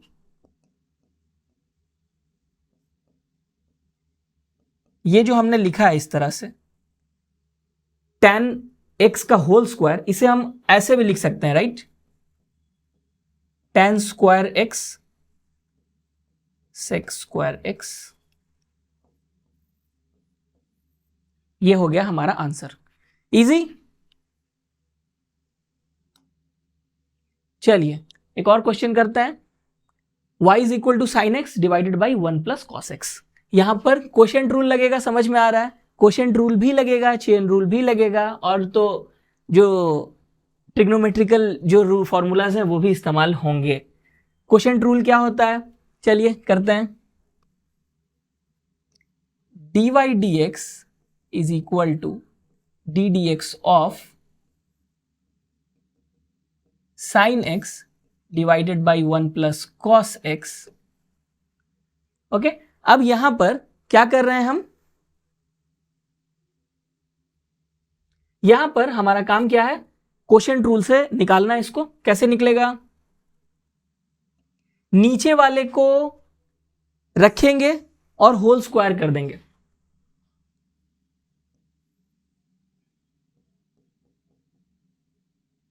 cos x होल स्क्वायर, नीचे वाले को हमने होल स्क्वायर कर दिया।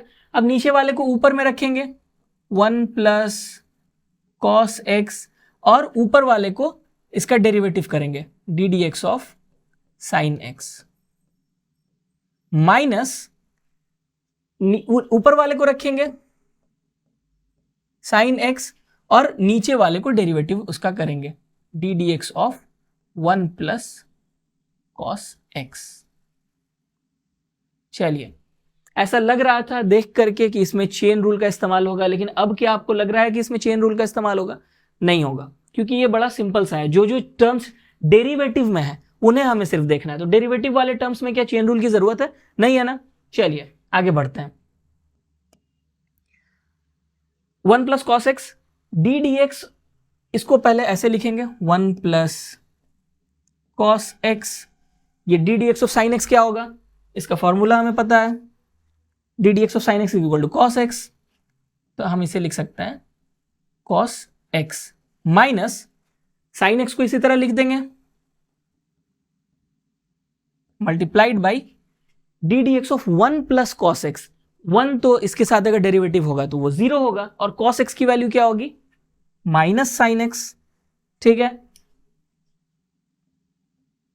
तो हम यहां पर माइनस साइन एक्स लिख सकते हैं divided by 1 plus cos x whole square.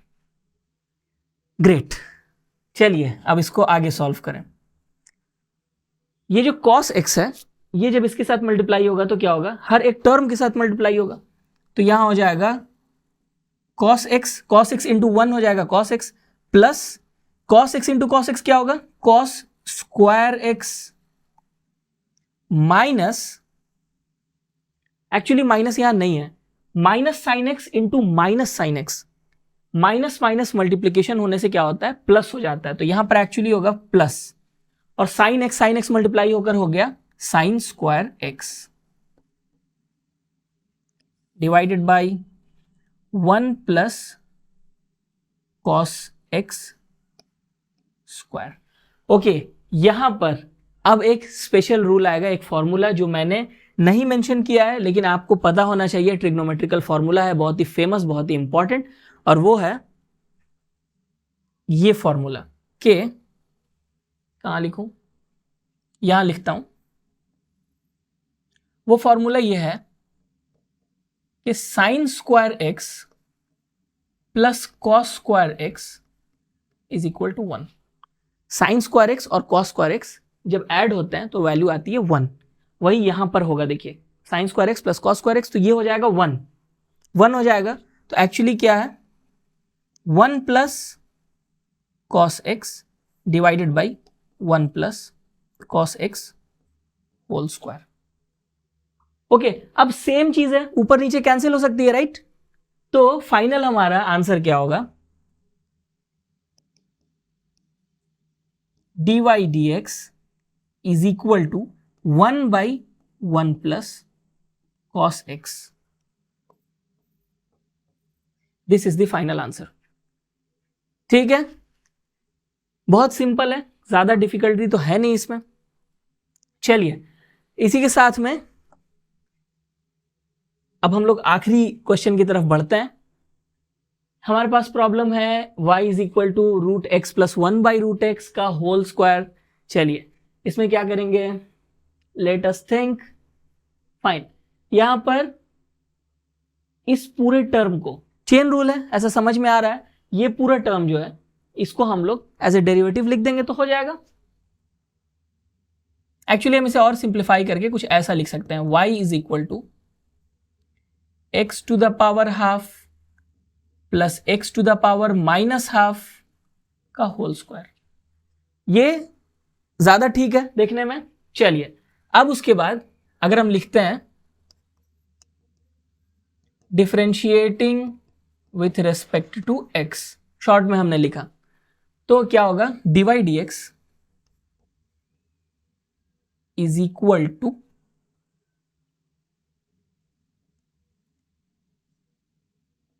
d dx of x to the power half plus x to the power minus half का होल स्क्वायर।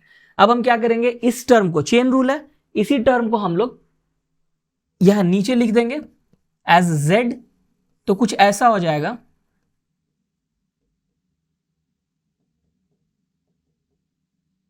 डरने की बात नहीं है, बड़ा है अगर बहुत ज्यादा ये टर्म तो उससे कोई हर्जा नहीं है, वो तो एक लाइन के लिए है, ठीक है, multiplied by d D x of x to the power half plus x to the power minus half, ठीक है, ओके। अब ये क्या है, बेसिकली कुछ भी नहीं है, अगर इसको z और इसको z मानते हैं तो क्या होगा, d d z of Z square, इसका मतलब क्या है, d D x of X square का मतलब क्या होता है, 2x, पावर नीचे आ जाती है और सर का पावर एक कम हो जाता है, तो basically this is nothing but 2 into x to the power half plus x to the power minus half, बस इसी को हमने इतना बड़ा सा यहां पर लिखा हुआ है। अब इसको जब सॉल्व करेंगे तो क्या होगा, ये x to the power half को हम क्या लिखेंगे, half into x to the power minus half, यहां पर जो सर की पावर थी नीचे आई और प्लस ऊपर की पावर को -1 किया गया, तो half -1 is equal to minus half, plus यहां पर, अच्छा इसे हम थर्ड ब्रैकेट कर देते हैं, यहां पर आएगा minus half x to the power minus half -1 -3/2, clear है। चलिए इसको और सॉल्व करते हैं।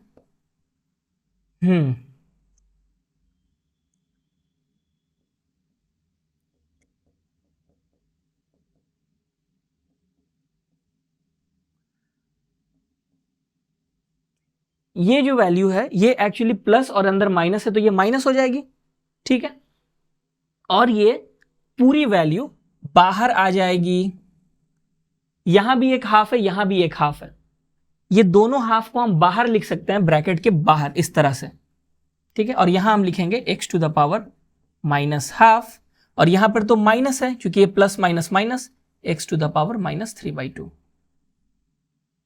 ओके, ये दो और ये 1/2 ये कैंसिल आउट हो जाएंगे, इसीलिए मैंने इसे बाहर निकाला था, ओके। अब हम इसे ये कर सकते हैं कि अगर हम लोग दोनों तरफ मल्टीप्लाई कर देते हैं विथ x, तो क्या होगा, यहां कुछ दिख रहा है हमें, यहां भी कुछ दिख रहा है प्लस और माइनस में, राइट। अगर एक तो ऐसे भी आंसर हम लोग छोड़ सकते हैं, चलिए थोड़ा सिंप्लीफाई करते हैं ना, थोड़ा खूबसूरत बनाते हैं प्रॉब्लम को, आंसर को। अगर यहां पर सेम पावर होती यहां पर भी दोनों जगह, तो क्या होता, तो एक फॉर्मूला होता है a plus B into A minus B, जिसका मतलब होता है ए square minus B square, okay, तो वही चीज यहां अप्लाई हो सकती थी अगर ये दोनों की पावर सेम होती। क्या दोनों की पावर सेम की जा सकती है, बिल्कुल की जा सकती है। अगर इसके पावर्स में हम लोग +1 ऐड कर दें तो क्या होगा, तो ये वैल्यू, ये वाली पावर आ जाएगी, और +1 कैसे ऐड होगा, +1 ऐड होगा जब x से मल्टीप्लाई करेंगे। x से मल्टीप्लाई करने का मतलब क्या है, x टू द पावर 1 होती है, तो जब मल्टीप्लाई करेंगे तो पावर्स ऐड होंगी, राइट। तो अगर हम x से मल्टीप्लाई करते हैं ऊपर नीचे, यानी कि एक टर्म लाते हैं ऐसा x/x ऊपर नीचे, तो ये ऊपर वाला क्या होगा, इसके साथ मल्टीप्लाई होकर के यही साइन आ जाएगी, और ये नीचे वाला ऐसा साइड में रहेगा, यानी हम ऐसे लिख सकते हैं 1/x is equal to x to the power half plus x to the power minus half. ये वाला x नीचे वाला हमने लिख दिया, ऊपर वाला अंदर मल्टीप्लाई होगा, तो क्या होगा, x to the power half minus x to the power minus half, ठीक है। अब a plus B into A minus b. इसका वैल्यू क्या होगी, a square minus B square. और a square minus B square क्या होता है, ए स्क्वायर एक्स का square, x to the power half का, ये होगा x minus x to the power minus half का स्क्वायर, ये क्या होगा, x to the power minus 1।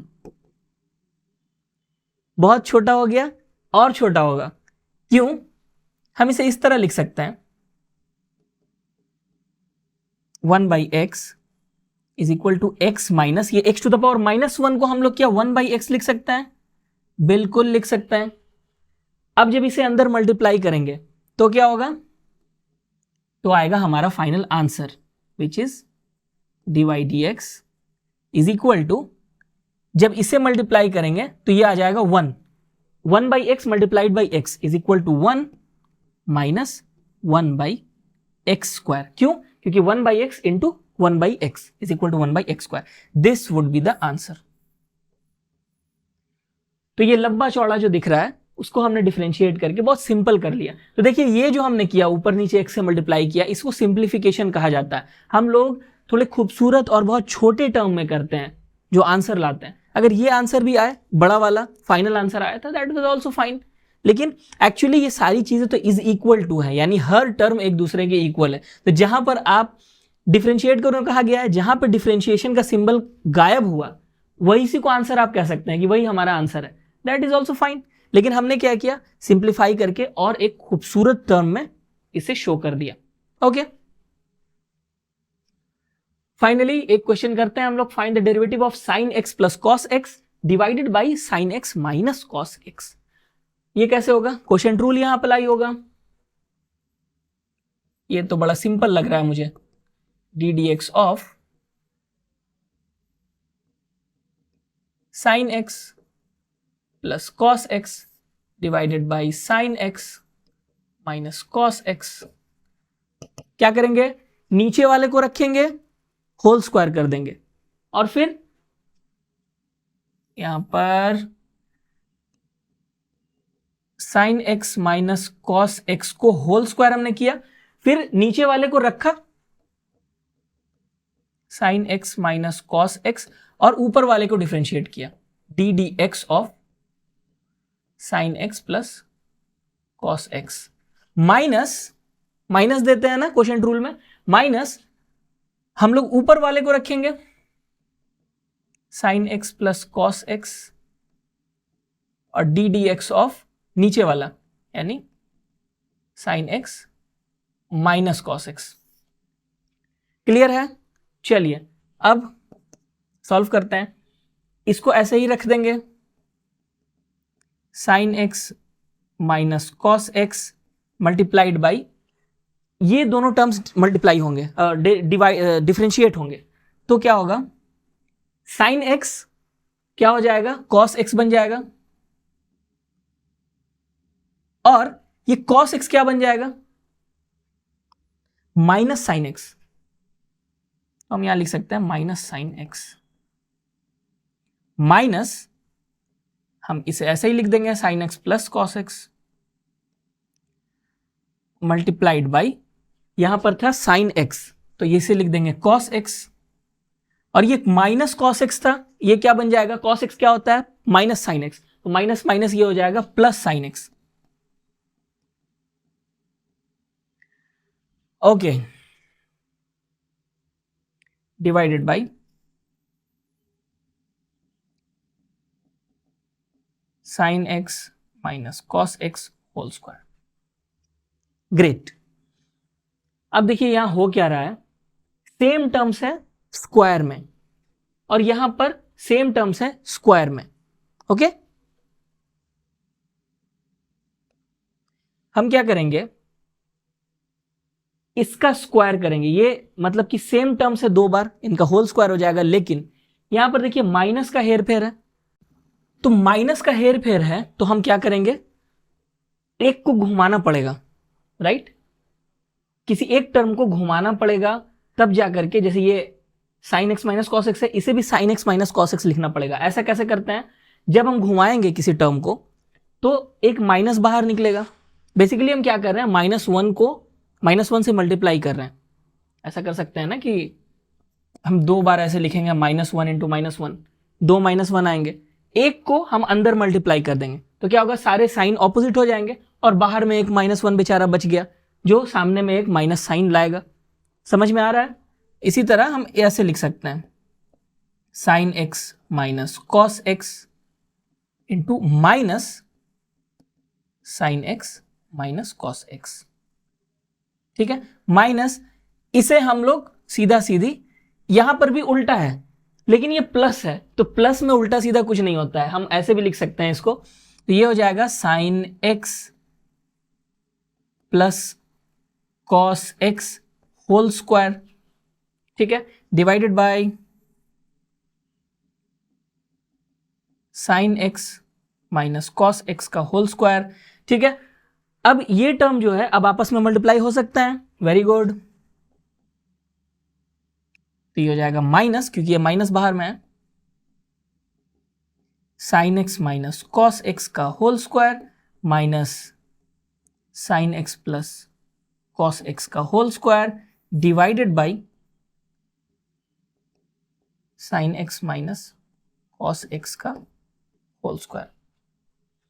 अच्छा, गलती से मैंने फ्रैक्शन की जो लाइन खींची थी वो खींच दी थी सिर्फ यहां से, तो मैंने इसको एक्सटेंड किया, तभी मुझे याद आया। चलिए एक चीज मैं आपको बता दूं, अगर हम फ्रैक्शन ऐसे लिखते हैं, यहां पर जो मैंने माइनस लिखा ना, अगर इस तरह से मैं लिख देता, यानी माइनस लिख के उसके बाद फ्रैक्शन, तो इसका मतलब क्या होता, इसका मतलब होता है कि ये जो माइनस है, माइनस तो अकेले नहीं होता है ना, माइनस का मतलब है -1 है, ये वहां पे 1 है जो मैंने लिखा नहीं है, तो अगर ऐसे कहीं पर लिखा रहे, इसका मतलब ये होता है कि -1 जो है ये इस पूरे फ्रैक्शन के साथ मल्टीप्लाई होगा, और मल्टीप्लाई होगा तो क्या होगा, इसका मतलब है जब इसे अंदर घुसाएंगे फ्रैक्शन में तो तमाम ऊपर वाले टर्म्स का साइन चेंज हो जाएगा।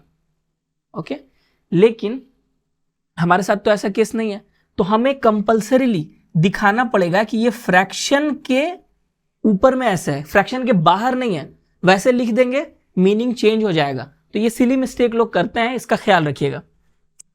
ओके, अब देखिए इसको बहुत तरीके से सॉल्व किया जा सकता है, मैं आपको बहुत सिंपल सा मेथड बता रहा हूं।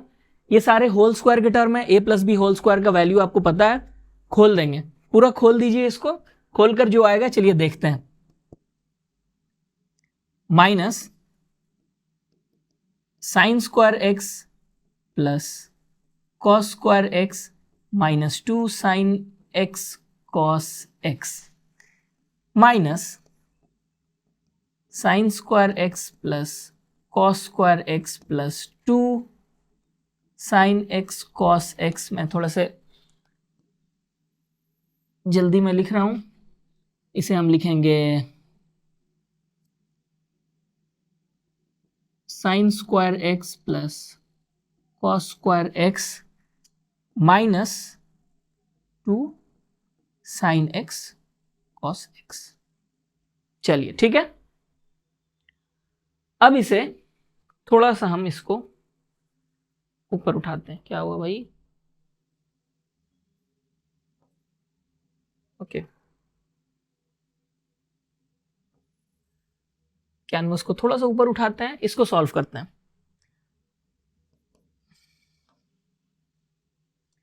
यहां पर क्या हो रहा है, minus sine square x plus cos square x हमने इस फॉर्मूला में कर दिया। अब ये आपने, हो सकता है आप लोगों को कंफ्यूजन हो जाए, अगर ऐसे लिखा जाता है ना फॉर्मूला को, a plus b whole square is equal to क्या होता है, a square plus 2ab plus b square, ऐसे भी लिख सकते हैं। ये 2ab को इधर भी तो लिख सकते हैं, एक ही बात है, plus b square plus 2ab। मैंने इसी फॉर्मेट में यहां लिखा है, माइनस को भी अगर a minus b whole square is equal to a square plus b square minus 2ab। याद रखिए ये माइनस नहीं होगा b स्क्वायर, ये जो 2ab टर्म है उसमें माइनस आता है, माइनस या प्लस, ये दोनों टर्म्स प्लस में ही रहते हैं। ओके, वही चीज मैंने यहां पर की है। अब देखिए क्या हो रहा है, ये जो sign square x plus cos square x का टर्म है, हमने अभी पढ़ा के, चलिए ये भी लिख देता हूं, sine square x plus cos square x is equal to 1, और एक चीज आपको याद रखनी है, 2 sin x cos x, इसका वैल्यू क्या होता है, sin 2x। ये भी एक इंपॉर्टेंट फॉर्मूला है, आपको ये भी याद होना चाहिए। जैसे मैंने कहा कि जैसे सिचुएशन आएगी वैसे वैसे मैं उसका यूज करूंगा, हर चीज एक बार में याद करने की अभी कोई जरूरत नहीं है। तो ये फॉर्मूलाज यहां यूज होंगे। क्या होगा देखिए, minus sine square plus cos square x 1 minus 2 sine x cos x क्या हो जाएगा, sine 2x minus sine square x plus cos square x हो गया 1 plus 2 sine x cos x हो गया साइन 2x डिवाइडेड बाई, यहां पर भी क्या हो रहा है, sign square x plus cos square x 1 minus 2 sine x cos x हो जाएगा साइन 2x। सिंप्लीफाई हुआ। चलिए अब ये ब्रैकेट खोलते हैं और सिंप्लीफाई होगा। जब ये ब्रैकेट खुलेगा तो ये माइनस हर जगह मल्टीप्लाई होगा, तो ये होगा -1 प्लस साइन 2x, और फिर अगेन ये माइनस मल्टीप्लाई होगा, -1 minus sine 2x divided by 1 minus sine 2x। अब क्या होगा देख लीजिए, साइन 2x और ये माइनस साइन 2x ये कैंसिल आउट हो जाएंगे, तो हमारे पास क्या बचेगा, -2 बाई 1 माइनस साइन 2x।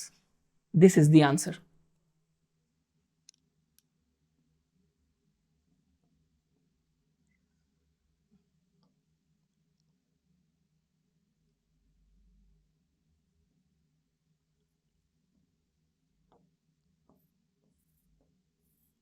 ये हमारा आंसर। तो ये एक लंबा क्वेश्चन था, थोड़ा सा सिंप्लीफिकेशन हमें करना पड़ा, और थोड़ा बहुत सिंप्लीफिकेशन करना पड़ता है मैथ्स के प्रॉब्लम्स में, तब जाकर एक ब्यूटीफुल सा सॉल्यूशन आता है। ठीक है, ये हो गया हमारा problem complete, that is the answer. अब एक और क्वेश्चन करते हैं हम लोग, find the derivative of this. क्या है, 5x cube minus 4x square plus 2 का होल क्यूब। ओके, इसको जब डिफरेंशिएट करेंगे, dy dx is equal to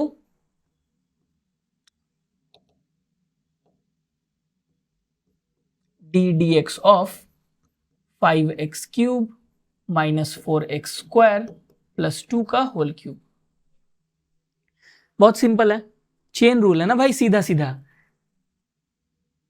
क्या करेंगे, d ऑफ d जो शॉर्टकट मैंने बताया है, x की जगह पे ये पूरा आप लिख सकते हैं 5x cube minus 4x square plus 2। किसका डिफरेंशिएशन होगा, इस चीज का, 5x cube minus 4x square plus 2 whole cube into, क्या करेंगे अब ये नीचे वाला टर्म ऊपर लिखेंगे, d ऑफ या फिर d dx of 5x cube minus 4x square plus 2। चलिए ये हो गया, बहुत सिंपल है इसको सॉल्व करना। इसको कैसे सॉल्व करेंगे, मान लीजिए ये x है और ये भी x है, तो क्या होगा, d dx of x cube, जो कि इसका वैल्यू क्या होती है 3x स्क्वायर, तो इसी तरह यहां पर 3x स्क्वायर की जगह हम लिखेंगे 5x cube minus 4x square plus 2 whole square multiplied by, अब d dx इनका करेंगे, बहुत इजी है, आप सबको पता है क्या होगा, हर एक टर्म को इंडिविजुअली मल्टीप्लाई करेंगे, डिफरेंशिएट करेंगे, तो क्या होगा, इस टर्म के लिए 5 बाहर आया और ये क्या बच गया 3x स्क्वायर, माइनस ये 4 बाहर आया और क्या बचा x स्क्वायर, इसको डिफरेंशिएट करेंगे आएगा 2x, और ये तो भैया कांस्टेंट है। ठीक, अब हमारे पास हमारे लिए जो फाइनल आंसर है वो है 3 इंटू, यूजुअली किसी को भी पहले लिख सकते हैं, अक्सर क्या होता है थोड़ा सा प्रेजेंटेबल बनाने के लिए जो छोटा टर्म होता है जिसकी पावर कम पावर वाली रहती है उसको पहले लिखते हैं। ऐसा कोई हार्ड एंड फास्ट रूल नहीं है, ऐसा ही करना है।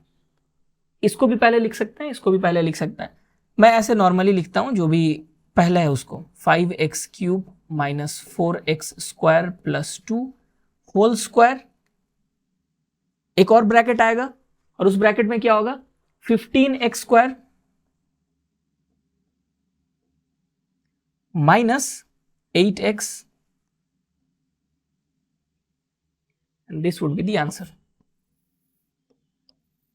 आप पूछेंगे सर इसको और सिंप्लीफाई नहीं किया जा सकता है?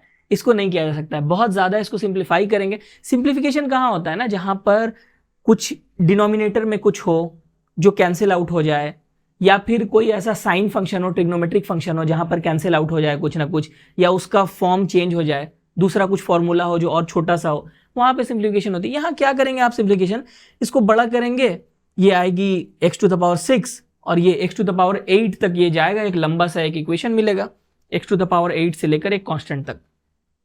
कुछ खास नहीं है, एक ही बात है, अभी ज्यादा अच्छा लग रहा है, इसको ऐसे ही रहने देते हैं। तो ये हो गया हमारा बहुत ही सिंपल सा एक क्वेश्चन। चलिए इसी के साथ में डिफरेंशिएशन में जितना कुछ आपको करना था फिजिक्स के लिए मैंने कंप्लीट करवा दिया।